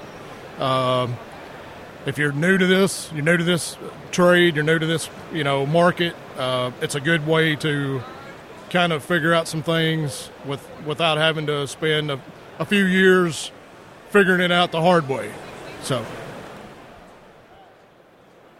Hi, I'm Jerry McGinnis, and you're listening to Mark of the Maker. So, Jerry, we know you just started listening to the show a little while ago. Do you have any thoughts about the show? What do you think about what we've been doing? Man, Mark of the Maker is exactly what this industry needs right now. It's real honest talk by real honest people that I've known for a long time. I can't get enough of it. Everybody needs to listen to Mark of the Maker. If you're a knife collector, if you're a knife maker, if you want to be a knife maker especially, it's awesome history and straight talk about what, things used to be like and where we're headed in this industry. Okay, so there's some sounds from some different folks that we talked to about the show. We're very fortunate to have some great feedback. We appreciate everybody talking to us about the show. We talk about the show all the time in our Mark of the Maker Facebook group and a little bit on Instagram, but it was very nice to go to the show in person and hear from listeners ranging from customers to makers to manufacturers and everything in between. Give us lots of cool feedback about stuff. So, Tom, you had some observations about what kind of stuff people told you they liked, right? Right. Yeah, I heard from quite a few people that they liked the Skagel episode. Several of them were like, when you started, we didn't know anything about Skagel, and we were like, why are you talking about Skagel? And by the end, they were like, yeah, we totally get it. Very cool. And, I heard that from some folks too, and it was, I had to tell them, that was the hardest one so far for us to do. And one of the reasons that we've been taking our time on wanting to do the Randall thing is that history episodes are hard, right? They're a little stressful for us because we want to make sure we do it right. Yeah. Their work. Very, very much so. Yeah, I was very stressful. It was intriguing to hear people say that they enjoyed the history ones a lot, and it made me happy that they are enjoying that. Me too. And then I think gave me less trepidations about doing the next history episode. Well, when we started this stuff, I didn't know if people would enjoy the history. Yeah, we like to talk about it. Yeah, we like history, but it doesn't mean anyone else gives a shit. But I think we found out that people really do, which is pretty awesome. Right. Yeah. Validating. Yeah. Michael, you said people talked to you about the movie episode too. Yeah, that was I heard they enjoyed the history, and then the Five Knives was one I heard a lot of people enjoyed. And I think that just resonated with people because they were probably right along talking with it. And I heard that a lot too, that folks said they would talk along with it, and kind of crazy. Well, and I had people coming up and being like, well, what about this movie? You forgot this movie. Right. Yeah, there's a lot of movies. I actually did that the other day. I know a movie I'm going to pick for the next movie episode that we didn't cover that should have been. I almost asked you, what is it? Can't give it away. Stay tuned to find out. There you go. It was really funny. Sean mentioned that we talked to Gus Cicchini, and he came over to Michael's table when we were there and chatted with us for a little while, which was nice because, he's got lots of stuff going on. But one of the interesting things Gus told us was that he has his latest model is named the Commando. And he said he named it that after being reminded about that movie when we talked about it on the Knives of the Movies episode. So that's pretty awesome. That's pretty cool. Mark of the Maker influence on what I consider to be one of the best knife makers out there from a folder perspective. That's pretty fun. Yeah. Oh, yeah. And once again, just a real pleasure to talk to Gus. He's a heck of a damn decent dude. Always. Awesome guy. There was also a lot of feedback on episode 11, and I think, hopefully the show didn't stink quite as bad as normal because of us. Dude, I don't know. Not enough people listen to our comment on the extra speed stick. Ooh. I thought you were talking about our show for a second. I was like, whoa, what? I think maybe we should make some rules, that way we can write episode 11 rule 4 and just leave it on a table or something, or hand it to someone, It's already in the works. Sean's got penalty flags he's going to carry around next year. He's going to blow the whistle and throw it. You've been skaggled. You don't want a yellow card, right. buddy.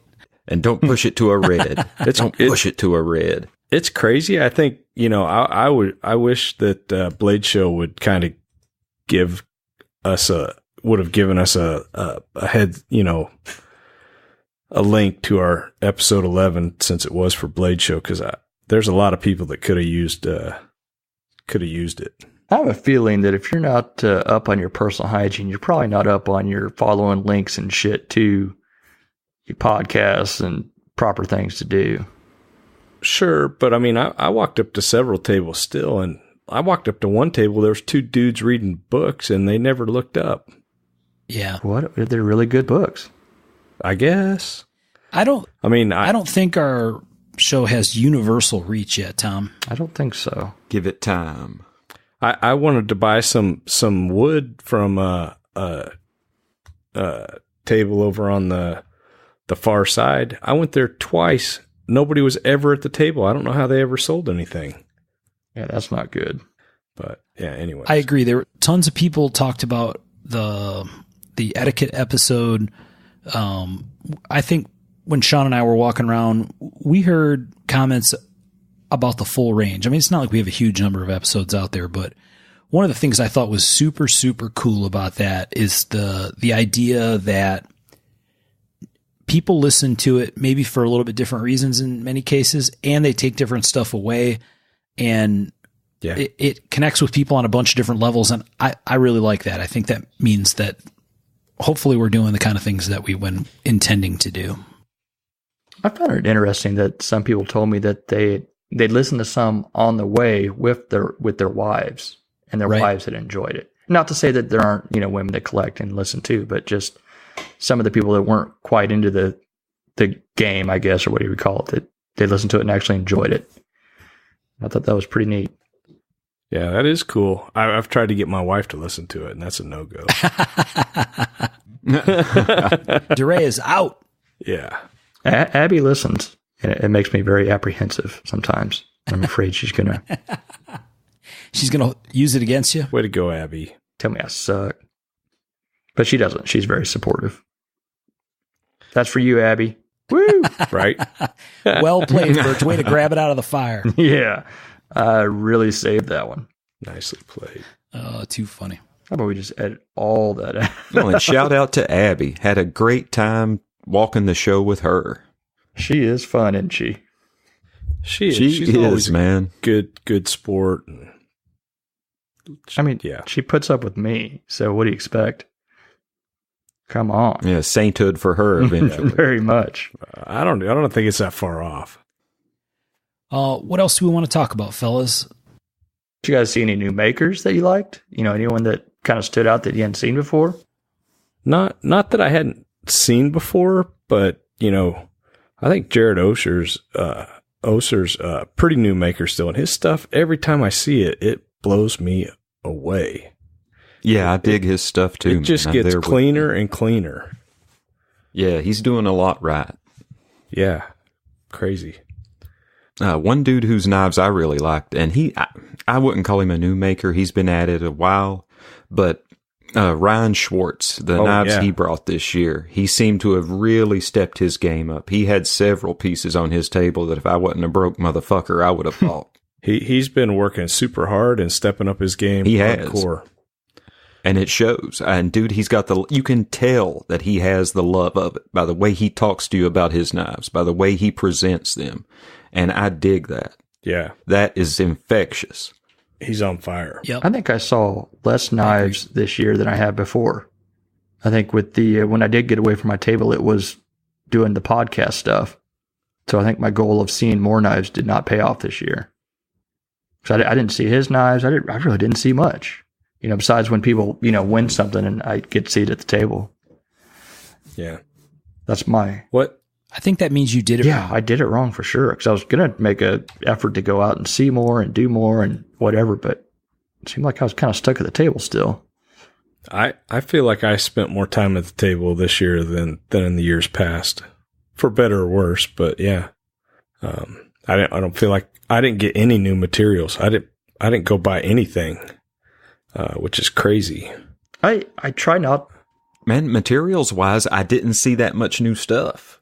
Well, did you guys pick up any? Have you bought any of Chad's new stuff there, Tom? Any of his zirconium, copper, or his zirc and bronze sort of stuff?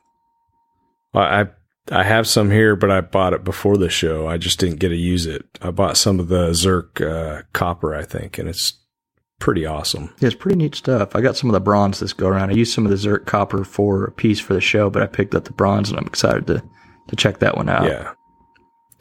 Yeah, Chad brought it heavy for the show. He stepped up, and he made some new stuff that nobody's made before that I know of. Yeah. And two, he brought a lot of stuff, man. They've been hustling hard. Yeah. He had the turkey feather zircotai he had was gorgeous. I wish I'd grabbed a piece of that. I didn't see that. But I didn't see that either. Dude, really interesting pattern. Yeah, it's kind of like a drug feather pattern, kind of. Like these that have been elongated. Like a real tight yeah, neat stuff. I bet that looks really nice. Yeah.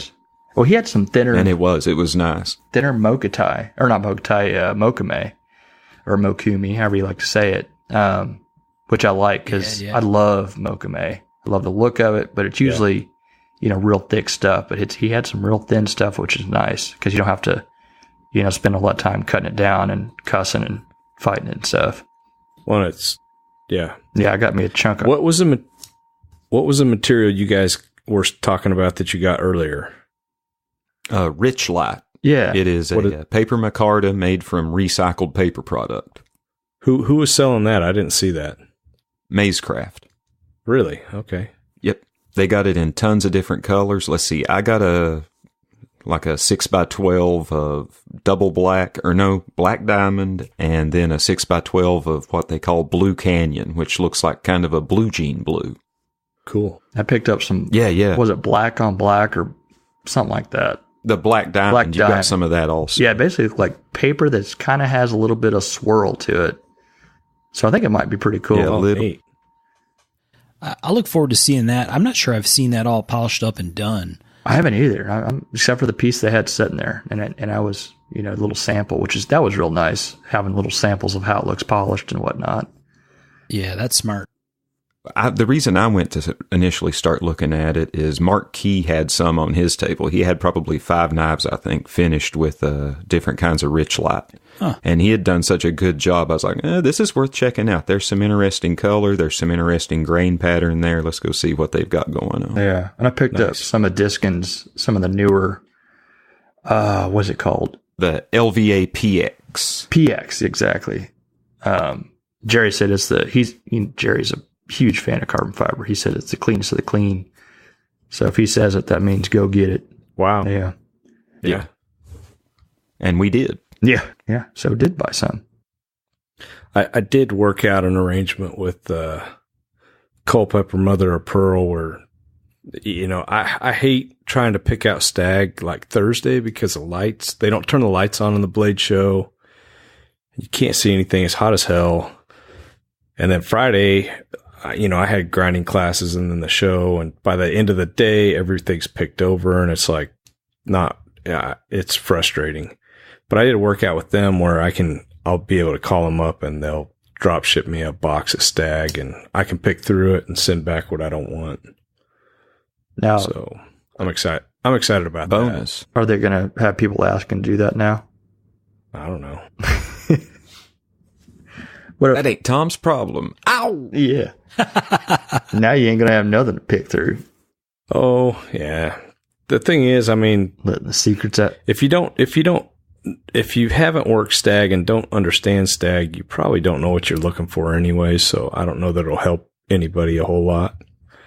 No.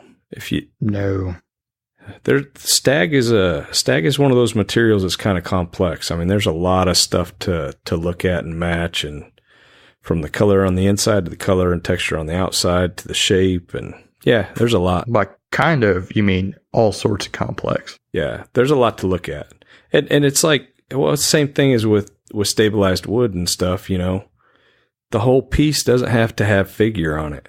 No, the handle isn't going to be a rectangle. But yeah. When I've done stag, I will get the stag that talks to me and then build a knife around it. That's pretty much how that goes. Yeah. Yep. But it's been a while. 100%. But I want to make one again. I love stag. So on the new maker thing, I have to agree that Ryan's doing great work. He was going to be my mention as well. So shout out to fellow Michigan boy, Ryan Schwartz. So if you're not familiar with his work, go check it out. He's doing really, really nice stuff. And like Tom said, his heart's very much in it, and that's very cool to see. And yeah, and his wife is very supportive. Kendra's there, and great people. Well, dude, she's a knife wife. She gets it. Good people, and his knives they're coming right along. Very well. Leaps and bounds real quick, actually, I would say. Yeah.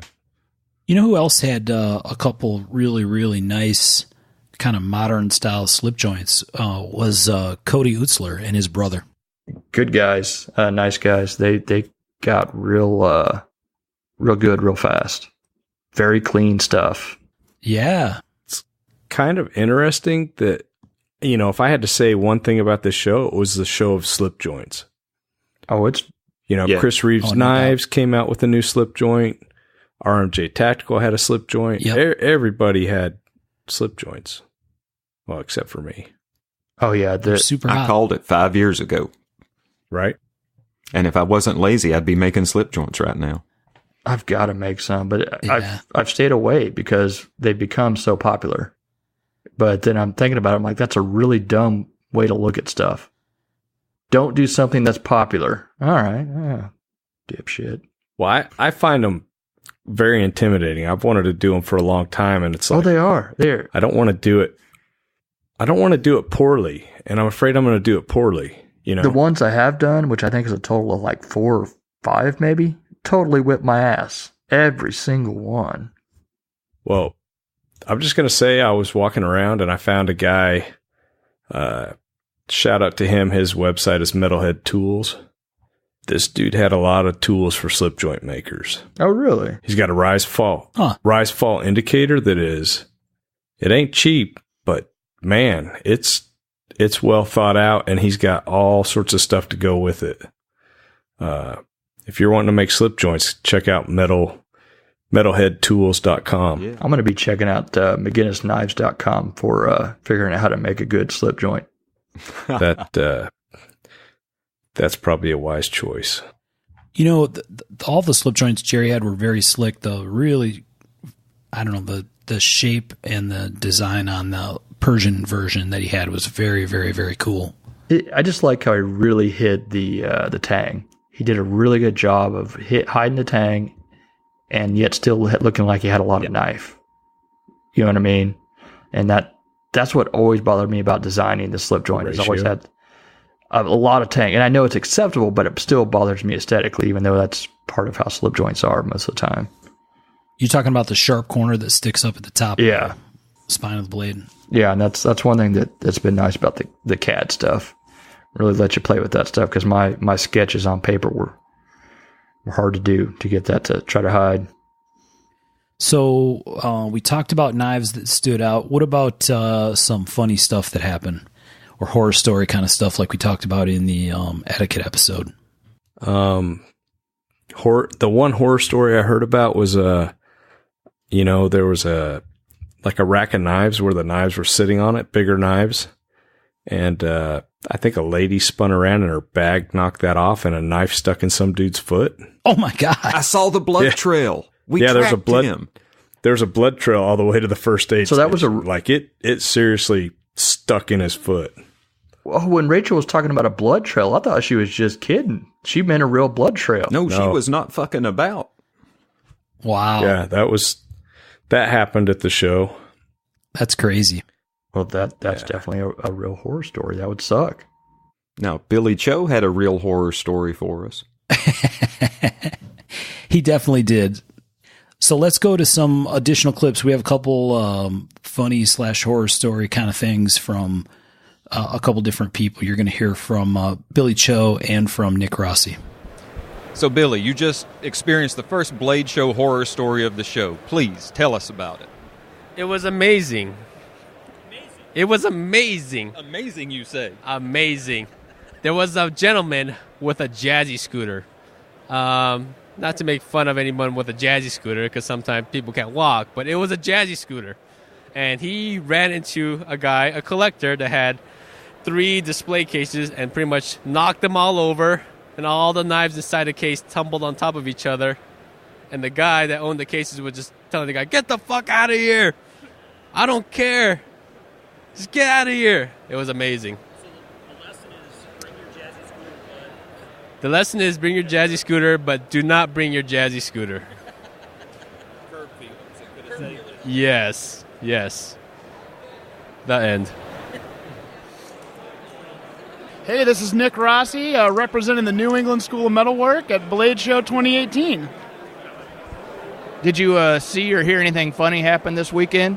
Well, sort of. I saw some gentleman in the pit who might have had a few drinks trip over the cornhole game and really go down hard. Like he really hit the floor pretty hard, and he tried to brush it off. And the guy I was chatting with said, "Oh man, that's really embarrassing. Are you okay?" And he didn't take it really well. He kind of ran off. So that's my story. What was the original phrase you used when he fell? He ate shit. That's right. All right, so a couple crazy stories from the floor. There was a lot of interesting things that happened this weekend. Those are a couple pretty crazy ones, especially Billy's. That's insane that even happened. But Sean, you want to talk about something that happened with Kane? Well, Kane had a situation that would have been easily avoidable had the person listened to episode 11. He was having a lottery, and the fella who won it, Kane called him up. He comes to the table. Dude is super excited. "Oh, this is great. I never win anything." And then the guy keeps going on, and Kane goes, "Well, that'll be $250. And the guy just, "What?" And he's like, "Well, yeah, you won the opportunity to purchase the knife." "Oh, I didn't know that. You mind if I walk around and think on it for a bit?" And thankfully at that point, Mark Key, who was sharing a table with Kane, goes, "Nah, you just go ahead and walk around, and when you get back, it won't fucking be here." Yeah. And that was that. Awkward. So we also had attempted to record a clip with Jared Price, and he had the exact same thing happen, where he had a lottery. I think it was a beep beep or something.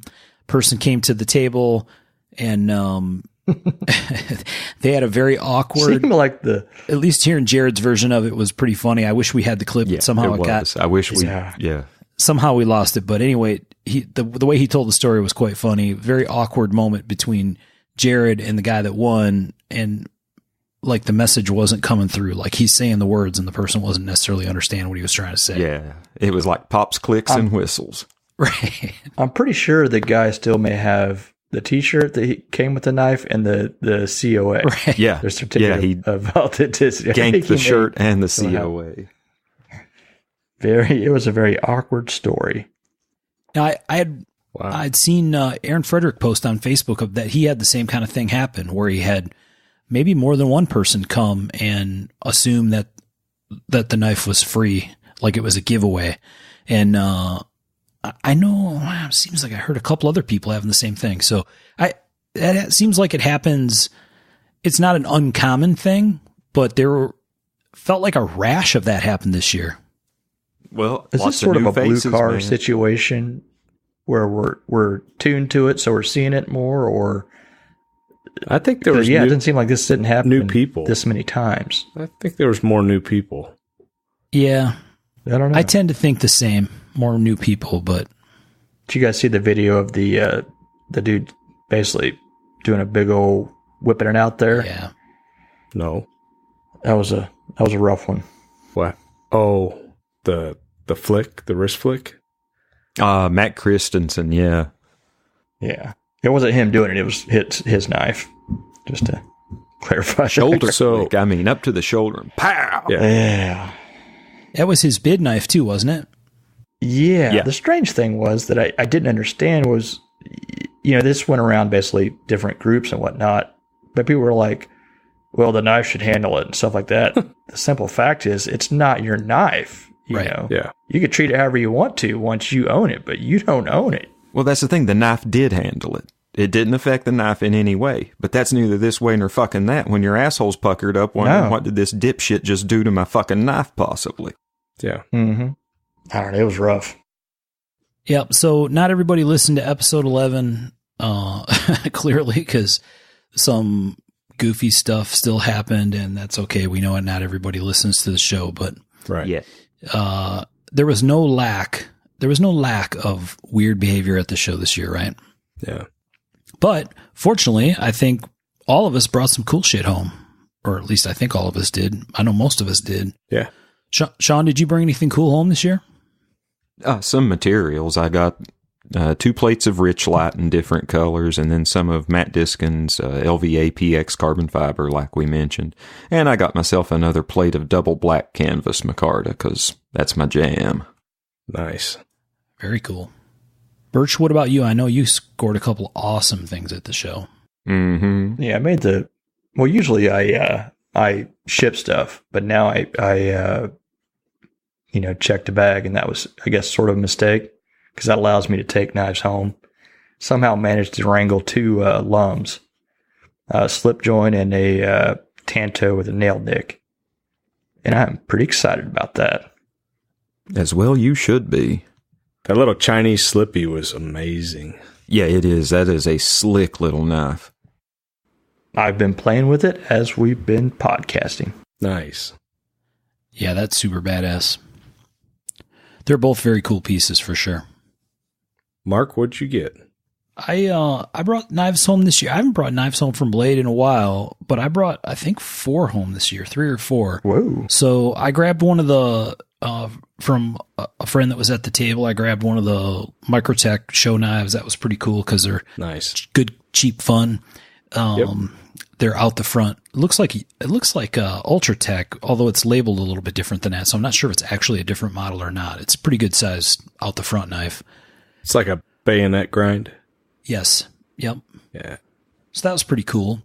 And then I got one of Jerry's slip joints, like Michael mentioned earlier. That was super, super nice. But this was totally the year of the slip joint for me. So I got one of Jerry's slip joints. And then there's a Texas knife maker named Luke Swenson who does some very, very clean traditional slip joint work. And I picked one up from Luke down at the Florida show for our friend Rob Bapty, who really wanted this Stag Stockman that Luke had down there. And so I grabbed that down in Florida for Rob. And then at that show, the Florida show, Luke had some very cool blue-green mammoth ivory. And so I said, hey man, I'd really like to have a knife made with that. And so he built me a 2-blade, kind of like a small trapper, and he brought that to the show. So that was a delivery. That was really cool. And then he had another gorgeous, kind of like a large trapper with a spay blade and a clip, and with some feather Damascus and some wasp nest Damascus bolsters and some crackle looking ivory handles. Kind of a crazy, over the top, super fancy thing. But I thought it was stunning, so I had to grab that from him as well. So 2 of them from Luke and 1 from Jerry. So 3 slip joints for me this year. Very cool. Nice. It seemed like when you sent me that picture of Mammoth, and then showing sort of a work in progress, he worked on that pretty fast. He did. Making us look bad. Yeah. So it was cool. He's doing great work. Folks that are interested in traditional slip joint knives, check out Luke Swenson. He's doing a fine job, and I has been for a long time, but, I bought one secondhand a while ago and gave it to my dad, and my dad hasn't been able to kill it yet, and he's hard on knives. So that's a good sign, but Luke's doing real clean work. So definitely check him out. Tom, what about you? Yeah, I came home with a few cool pieces. I think, one of the things I was really looking for was a Randall Model 18. I didn't find the one I was looking for. For whatever reason, I don't want a stainless one. But didn't find the one I was looking for. I did find a Randall Bowie, a Model 1213 Raymond Thorpe. That made its way home with me. Really a crazy cool piece, really big. Gorgeous piece. Yeah, it's really well balanced, surprisingly well. And then I wasn't expecting it, but I got delivered Randall 3.7 Fighter that. Really stunning piece also. But those 2 were the main thing. I did find a booth. I don't know if you grew up in the 80s, you know about Techna lights and knives. They're back. I got one of those credit card sized knives that like the knife slides out. I always wanted one of those when I was a kid. I was like, for $20, hell yeah, I'm going to get one of those. I bought some stabilized wood. I bought a couple $100 worth of titanium screws. And then CRKT came out with the Gung Ho, which is my alpha model. And I got to get one of those for the first time, and that was pretty cool. My kids made out. So Ben got one of the Microtechs, which was a super cool piece. Nice. And then I think my son Zach may have had the most fun of anyone at Blade Show this year. He's 14. He had a little bit of money from graduation, and he worked in the shop before going, so he had a little bit more cash. So he had like $200, and I think he got like 12 different knives at the show. Nice. Heck yeah. It was, and I'm just going to tell you guys, the Chinese knives are pretty damn amazing. It's not like what we had when we were growing up. I don't think he spent more than $50 on most of them, and most of them are like $20 or $30, and like the $50 ones have like D2 or S35V, or it's crazy. But he had a blast this year. That's all I have. Very, very cool. So I brought home some cool knives. Everybody got some cool stuff that they brought back with them. One of the things we talked about during the show etiquette episode was a little bit about food, about trying to get some good food while you're at the show. Yes. So Tom, did you get your barbecue? I did actually. We had some really good meals. And it's funny, a couple times we thought it was going to be really big groups, and it ended up being like 4 or 5 of us. Awesome. So, we ate at Maggiano's family style dining. That was amazing. It's always good. It's nothing crazy fancy, but it's good. Is that across at the mall? Yeah. Yeah. It's right across from the mall. And have you ever done the family style dining there? Yeah. Not there. Oh, yeah. Sorry, Sean, but no, you're fine. I just said, yeah. We have a really good Italian place nearby us that will do the family thing if you ask for it. And then Birch and I and a couple other friends have gone in Vegas. There's a place that does the same kind of family style thing where, you order a lasagna and it's like lasagna for 4, and you order pasta and it's pasta for 4, and everybody shares. Yeah. I love it there because it's like you order a salad and, an appetizer, and they bring it until you're done. And then you get 2 pastas and two meat dishes, and they bring that until you're done. And then you order 2 desserts, and they just bring that until you're done. It's pretty good. Well, it's like a buffet without the sneezes. You get to try out different stuff, and you order exactly what you want. We went. Have you guys eaten at Heirloom Barbecue? Mm-mm. I've not, but Mikey Van Meter told me about it. He said it was amazing. It's like 5 minutes from the show, really close to Cobb, just down Architect, basically. And dude, it was amazing. So from what I understand, one of the owners is Korean, but it's Southern barbecue. But you get like you can get like some Korean sides. Yeah, it was really good. The only downside, there's no seating, so you have to either take it with you or there's some stand up tables. And after being at the show all day, I'm ready to sit down. Oh yeah, but it was really good, and they've got like some smoked wings that were good. The brisket's good.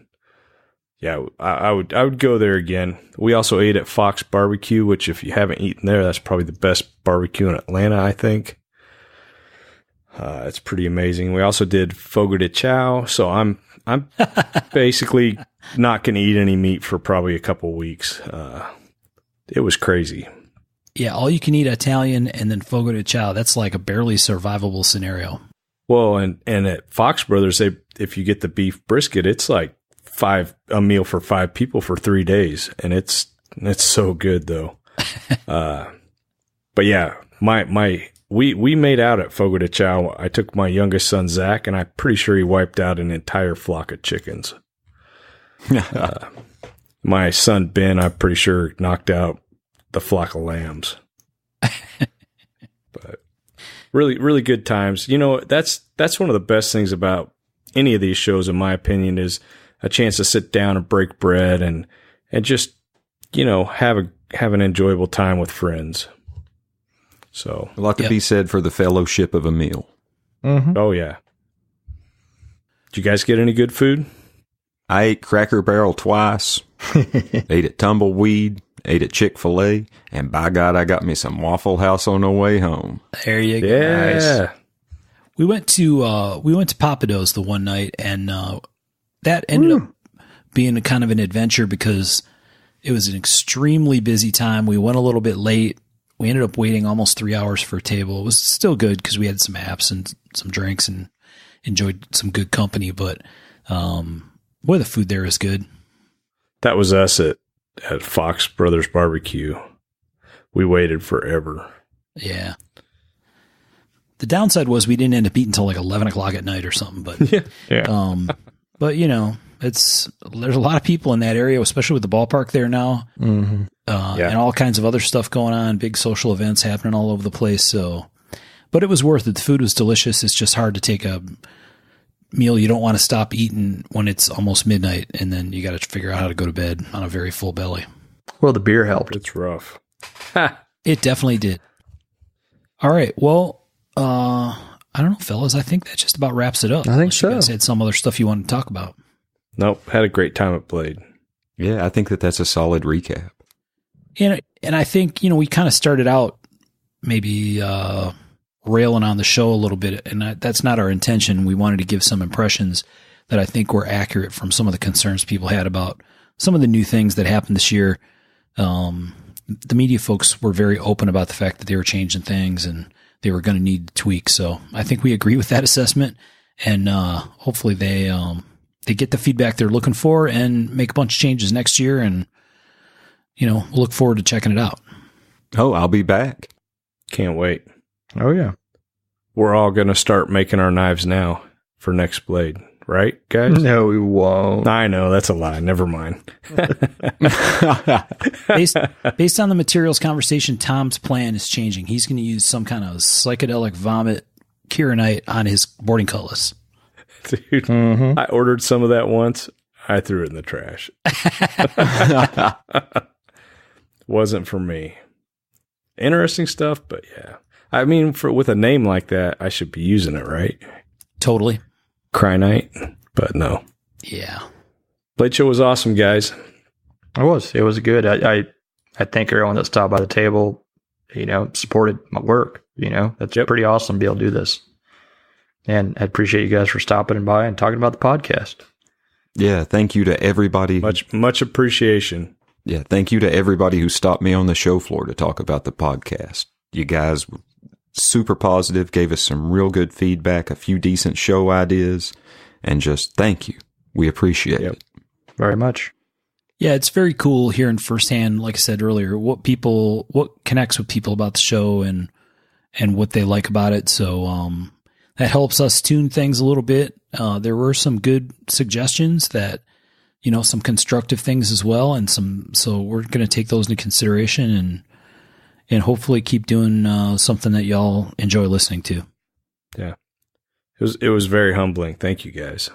Yeah, very humbling. All right. Well, I'm going to send it out with a couple more parting shot kind of sounds from the Blade Show floor.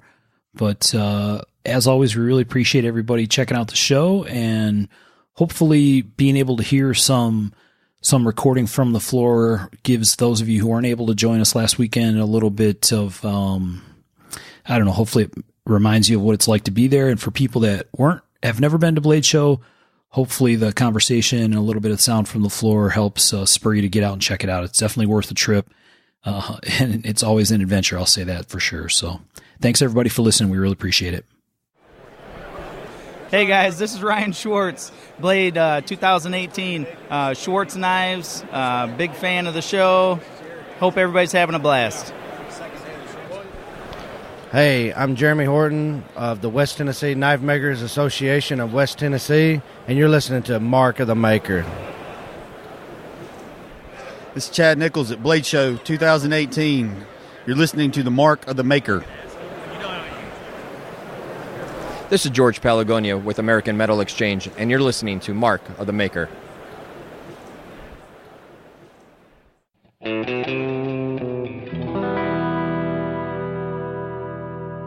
To learn more about our makers, you can find Tom Crine on the web at crineknives.net, in his Facebook group Crine Knives, or in his Instagram account at Crine Knives. For Michael Birch, check birchtreeblades.com, Facebook group Birch Tree Blade Works, or Michael's Instagram at Birch Tree Blades. For myself and the Raygun Bead Project, we're on the web at raygundivision.com. We have a Facebook group called Raygun Division, or my personal Instagram at msteiner. For those interested in photos, references from the show, or some discussion about the show itself, you can find us on the web at markofthemaker.com, in a Facebook group called Mark of the Maker, or on our Instagram at Mark of the Maker. Last but not least, the ultra cool and haunting background music we use for the show is a piece called Noir Guitar by Stevie's Amp Shack, found at the Free Music Archive and licensed under Creative Commons CC BY 4.0. Thanks for listening.